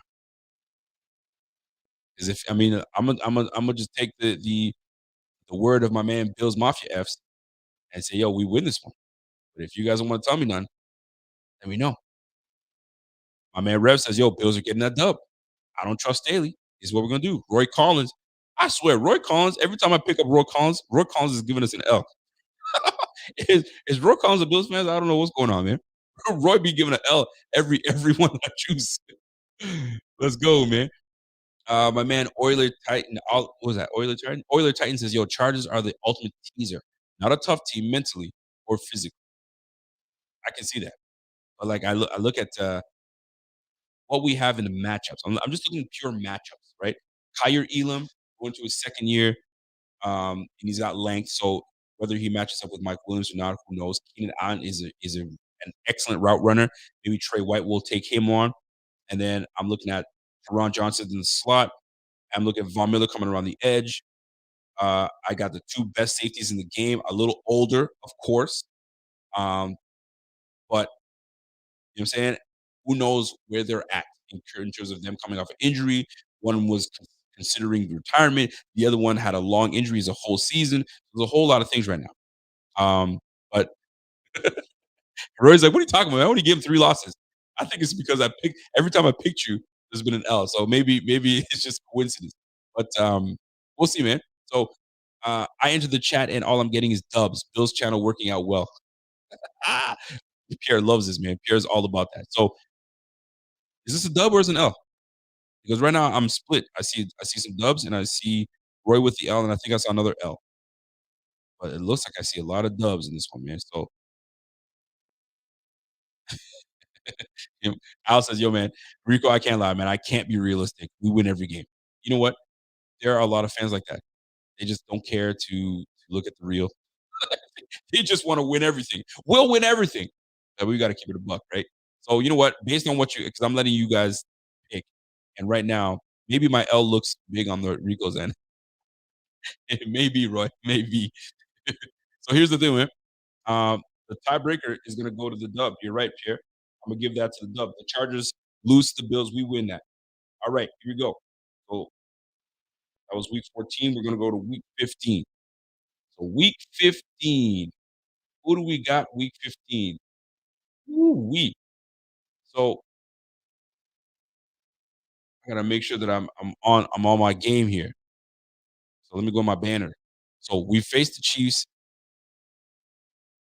Now we got to take on the Patriots. Boy, oh boy. I mean, I don't. There's not much else for me to talk about, real. To be honest with you, I got nothing to say. Nothing to say. It's a dub. You know what I'm saying? And we are at the Patriots. There's no way because we were at the Patriots the first time, or were they home to us? No, no, we're first the Patriots. Yeah. So the Patriots are at Buffalo. That's a win. That is a win. That's not even a question. We're not splitting anything with Patriots. Not one bit. Not one freaking bit. And so after that, guess what, folks? Week 16. Week 16. And that is a big one. It's the Dolphins. So this one is going to be flexed as a matter of what time it's going to be. Who knows what it's going to be? But this one here is the big one. This could be a game that decides if we go to the playoffs or not. This could be decides if we get the number one seed. There's so much riding on this one. So when I look at the record that when we played them the first time, I think I had us beating the Dolphins, right? Yep, we got the dub. We got the W early. So here's the question to you: do we win this one or do we lose this one? Based on based on what I said earlier, I said that we will be week 16. We would be splitting with the Dolphins. So guess what, folks? Let me put my glasses on. We're gonna lose this one. This one we lose based on because I said we're gonna split with the Dolphins and we're gonna split with the Jets. So Dolphins win this one. And I hope. I mean, based on what it is here, it won't be because we don't make the playoffs. I think it might be because we just don't get the number one seed. So here's what it's going to come down to. What is our record when it comes down to it? 1, 2, 3, 4, 5, 6, 7, 8, 9, 10. 10 wins? There's no way. Let me get that right. Yeah, did we only get 10? So how many L's did we get? 1, 2, 3, 4, 5, 6, 7, 8, 9, 10. Bam. That's 10 wins. That's 10 win, folks. Does that does that Does that get us into the playoffs? Is 10 wins good enough? 'Cause I had us losing to the Jets, Jaguars, Bengals, and the Dolphins. That doesn't even seem my math is way off. I'm missing something here. I'm missing something here. Let me see what we got here. Let me see what we got. So, you know what? I missed the Eagles. I didn't know we do play the Eagles. I missed 2 damn games. How did I skip those 2 games, man? That's why. Last 2, and we'll figure that part out because I missed that, and you guys didn't even get me on that. So, Eagles is a 5 o'clock game, and we got the Dallas Cowboys, and that's another 5 o'clock game. Jalen Hurts, Dak Prescott, Eagles stacked defensively, especially on the line. How y'all feel about that one? The Eagles, Jalen Hurts and the Eagles. And for the longest time, they were killing I mean, I won't say the killing teams, but they had the best record in the game. They were doing it, man, to the point where people were considering, like, these guys might go undefeated. Do we match up well against the Eagles? I'm gonna tell you this, man. AJ Brown is a problem. He is an absolute problem. He's given us fits, heavy fits. But are you confident that we can take on the Eagles? We match up well against the Eagles. A mobile Jalen Hurts, a very good thrower in Jalen Hurts. He fared very well in the playoffs. Somebody said Rico has no faith in the Bills. I don't have no faith in the Bills. We were picking together. We're picking together. I just missed a couple games, so we're about to pick right now. We're about to find out how y'all truly feel.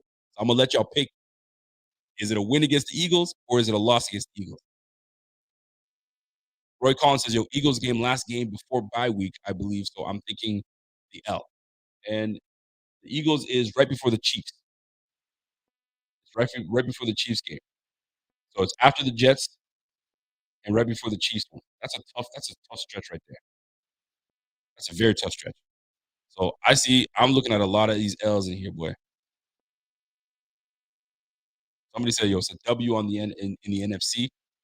I don't know, man, because if you look at the NFC last year, how we did against the NFC teams, go take a look. I think the NFC South. Who did we play last year? I forgot it was what conference, but we played a conference and we lost nearly every damn game because of that. So we'll see. Yeah, man, Rico, you're scary. You're scary. Is it scary out here? Kinda. You look at who the hell we're playing, but they put us up against a good schedule. So who you guys got? Eagles, Bills. Tell me what you got. Let me take this down real quick because I forgot to put the Eagles and the Cowboys up there. Shame on me.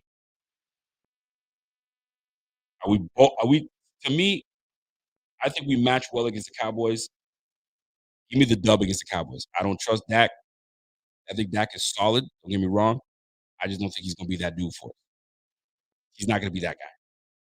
Eagles, on the other hand,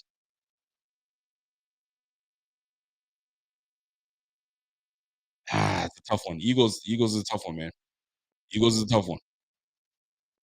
What y'all got? Bills in an upset? I think the Bills take the Eagles. Excuse me, the Cowboys for sure.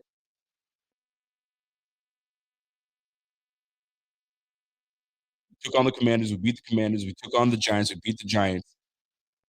I think we beat the Cowboys, but I think we lose to the Eagles. I'm gonna go with that. A loss to the Eagles, but a win in Dallas. So let me tally it up again. I mean, really, that gives us 12 wins, 11 wins. There it is, folks. Vegas has us as 10.5 as the over under, and we pretty much made it to that point. We got 11 wins. So let me recap what we got. So we got a loss to the Giants, excuse me, a loss to the Jets in week 1. We win against the Raiders. We win against Washington. We take the first matchup against the Dolphins. We lose in London. We lose in London when it comes to the Jaguars. We go back and we take on the Giants and we beat the Giants. We beat the Patriots and we beat the Tampa Bay Buccaneers. We lose to the Bengals. We beat the Broncos. We're getting there now, boys. We're getting there now. We beat the freaking Jets, split it.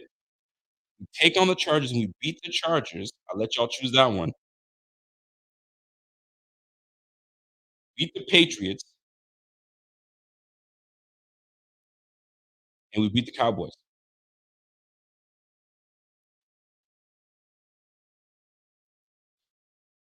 How y'all feel? Confident?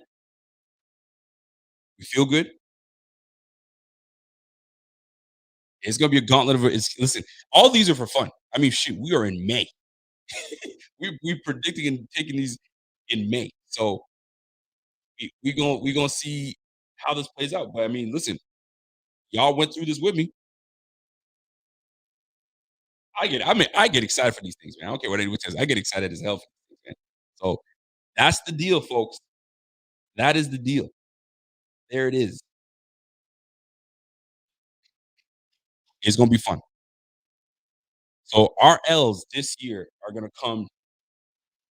We're gonna obviously split with the Jets. So there's a one for the Jets. The Dolphins one. We're gonna split with the Dolphins. I just see we splitting because of the way they played us last year. I think we split, and we go from there. See, somebody so visible says, "Yeah, so are we 5-1 in the division?" I think we go. I think we go 3-2, man. The two losses that we're gonna go is gonna be one to the Dolphins, obviously, and one to the Jets. That week 17 game against the Dolphins is that's the one that's gonna be like they're obviously gonna flex that one. So we're gonna see what it is, man. And you know what, Brew Crew Fishing, you pretty much nailed it, man. We lose to the usual suspects. We lose to the usual suspects, man. That's what it's gonna come down to it. The one that's kind of questionable is the Jaguars. That's like that one's a tough one. That's like, ugh, who knows? But yeah, man, that's what it's gonna be, man. So we go 4-2 in our division. Trying to get my pen working. So 4-2 in the division, kind of like last year. And then our external losses are to the Jags, Bengals, and Eagles. And then that Dolphins, obviously, we're gonna split that one, so that they're gonna win that last one. Yeah, man, that's what it comes down to, folks. Now we will see how this plays out because I'm gonna use this as a reference, obviously. So every time we going up against this, I'm like, yo, how did we pick against these? Okay, we won. Okay, or we lost. Or how did we lose this one? So it's gonna be fun. It's gonna be fun. So, folks, this is all for fun. This is all for fun. Oh, the Knicks lost? Oh, the Knicks. The Knicks. Did the Knicks lose for real? I mean, valiant effort. Valiant effort. A valiant effort for the Knicks. They tried it. My Lakers, I'm about to go watch my Lakers. My Lakers are up 18-7. That's the way it's supposed to be. We'll take that. The Heat take down the Knicks. KD's bum ass. He's one of my least favorite NBA players of all time. There's guys that just I'm not a fan of. KD's one of them. Respect his game, you know what I'm saying? But that's as far as it goes, man. He's like one of those fake tough guys. If you remember him when he's with the Seattle Sonics, the nicest kid ever, man. Just super nice. My mom, he goes to OKC, my mom, you're the best MVP. And then he turned into like a heel, like a villain. I was like, ugh. So when you see stuff like this, I'm like, good for your ass, man. You went to the freaking Golden State Warriors, got yourself, you know what I'm saying? You got yourself some bling. I hear that. And now look at you. You went to Phoenix and they said, nah, fam. Joker was like, yo, take that. Let me send you that, man. Let me take that. So now Lakers just gotta take care of the Warriors and we good, baby. And we good. But the Knicks, I wanted the Knicks to do some good things, man.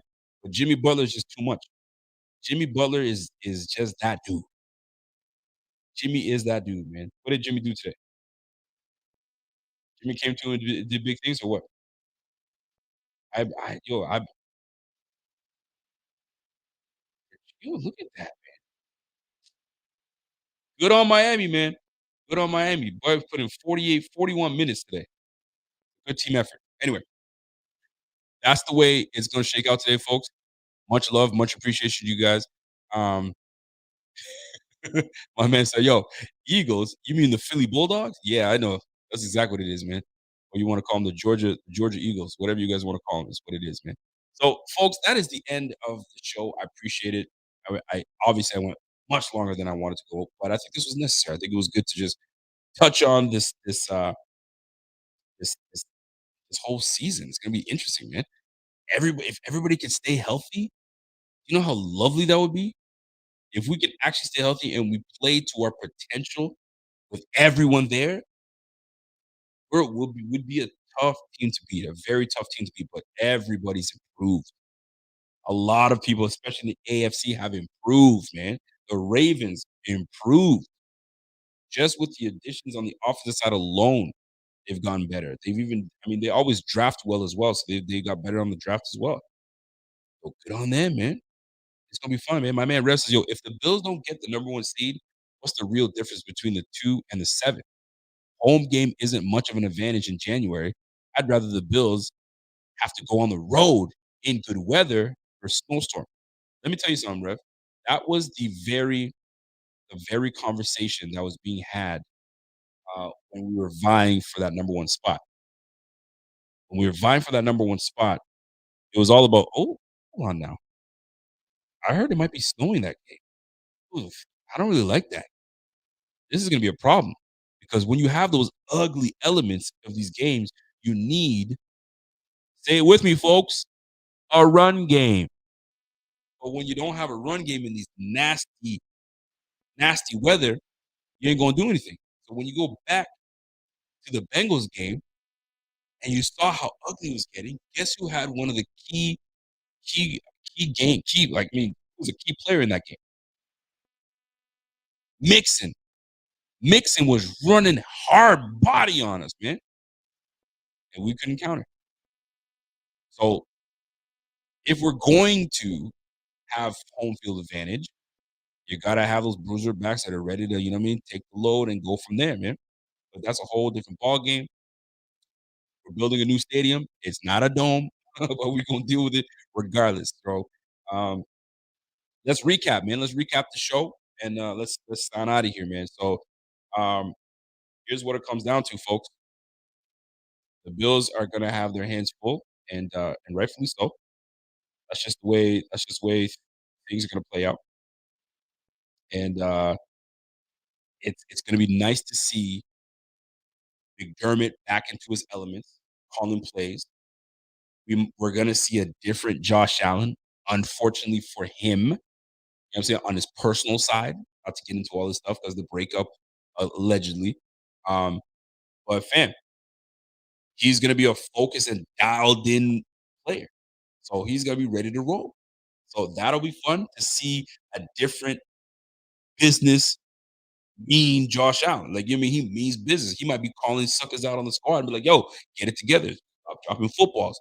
Dalton, let's go. You know what I'm saying? Or Dawson, get, you know what I'm saying? I'm hoping we get a more involved in Josh, but that's not his style, but maybe we see a different man because you know what happens, man. Break up. You know what I'm saying? Things change. Things change. When your lady's not around you, you start kind of, all right, this is what it's gonna be like. Okay, so I gotta, you know what I'm saying? I'm out all the way and playing football. So that'll be a nice aspect to see. James Cook going into his second year. I'm hoping that we see some good things. The whole line is bolstered. The only thing that's gonna be a factor is who gets what. You know what I'm saying? Is Torrance gonna win that right guard spot and he's there, solidified? Is McGovern gonna win that left guard spot? What about Ryan Bates? Does Ryan Bates got something to say about it? the battle going down. Before Von Miller returns, who's going to step up? Who's going to step up? Ed Oliver? Do we see a big jump from Ed Oliver? Does Greg Rousseau take that jump? What about Boogie Basham? Boogie is in a unique position, man. Ain't nobody really talking about Boogie. So Boogie might be able to come in and say, hey, don't forget about me. I put in work this offseason. There's a lot of factors to look into. That's why camp is gonna be fun. Training camp is gonna be fun. It's gonna be great. It's gonna be mad. It's gonna be awesome. So we'll see. My man Rev said, yo, he got too comfortable. He got way too comfortable. You know, sometimes it happens, man. When you're madly in love, you know what I'm saying? You doing what you do, you know what I'm saying you're comfortable. Now you gotta get comfortable with being uncomfortable. And maybe that might be the best Josh Allen that we get for this team. We'll see. We will see.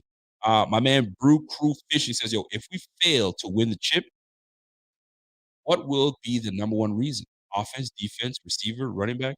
Yo, Brew, we won't know that until we get there. It really won't be the case because we might lose off some dumb stuff, or we might win the whole damn thing, and it's not even gonna matter whether we finish first seed, second seed, or whatever the case is. Just gotta get them dubs, man. Stack them W's and get from there. So looks like, folks, we're gonna finish the season the way we anticipated that we would. All right, with a 13-win season, and we go from there. Did I say it's 13 or 12 win? Either way, we're gonna be contending for sure. Do we win the division? And that's what it's gonna come down to. I think we do win the division. I think we take that top spot. And although we will split and we will do some things against opponents outside of our division, I think we win. We get that division. We don't sweep it.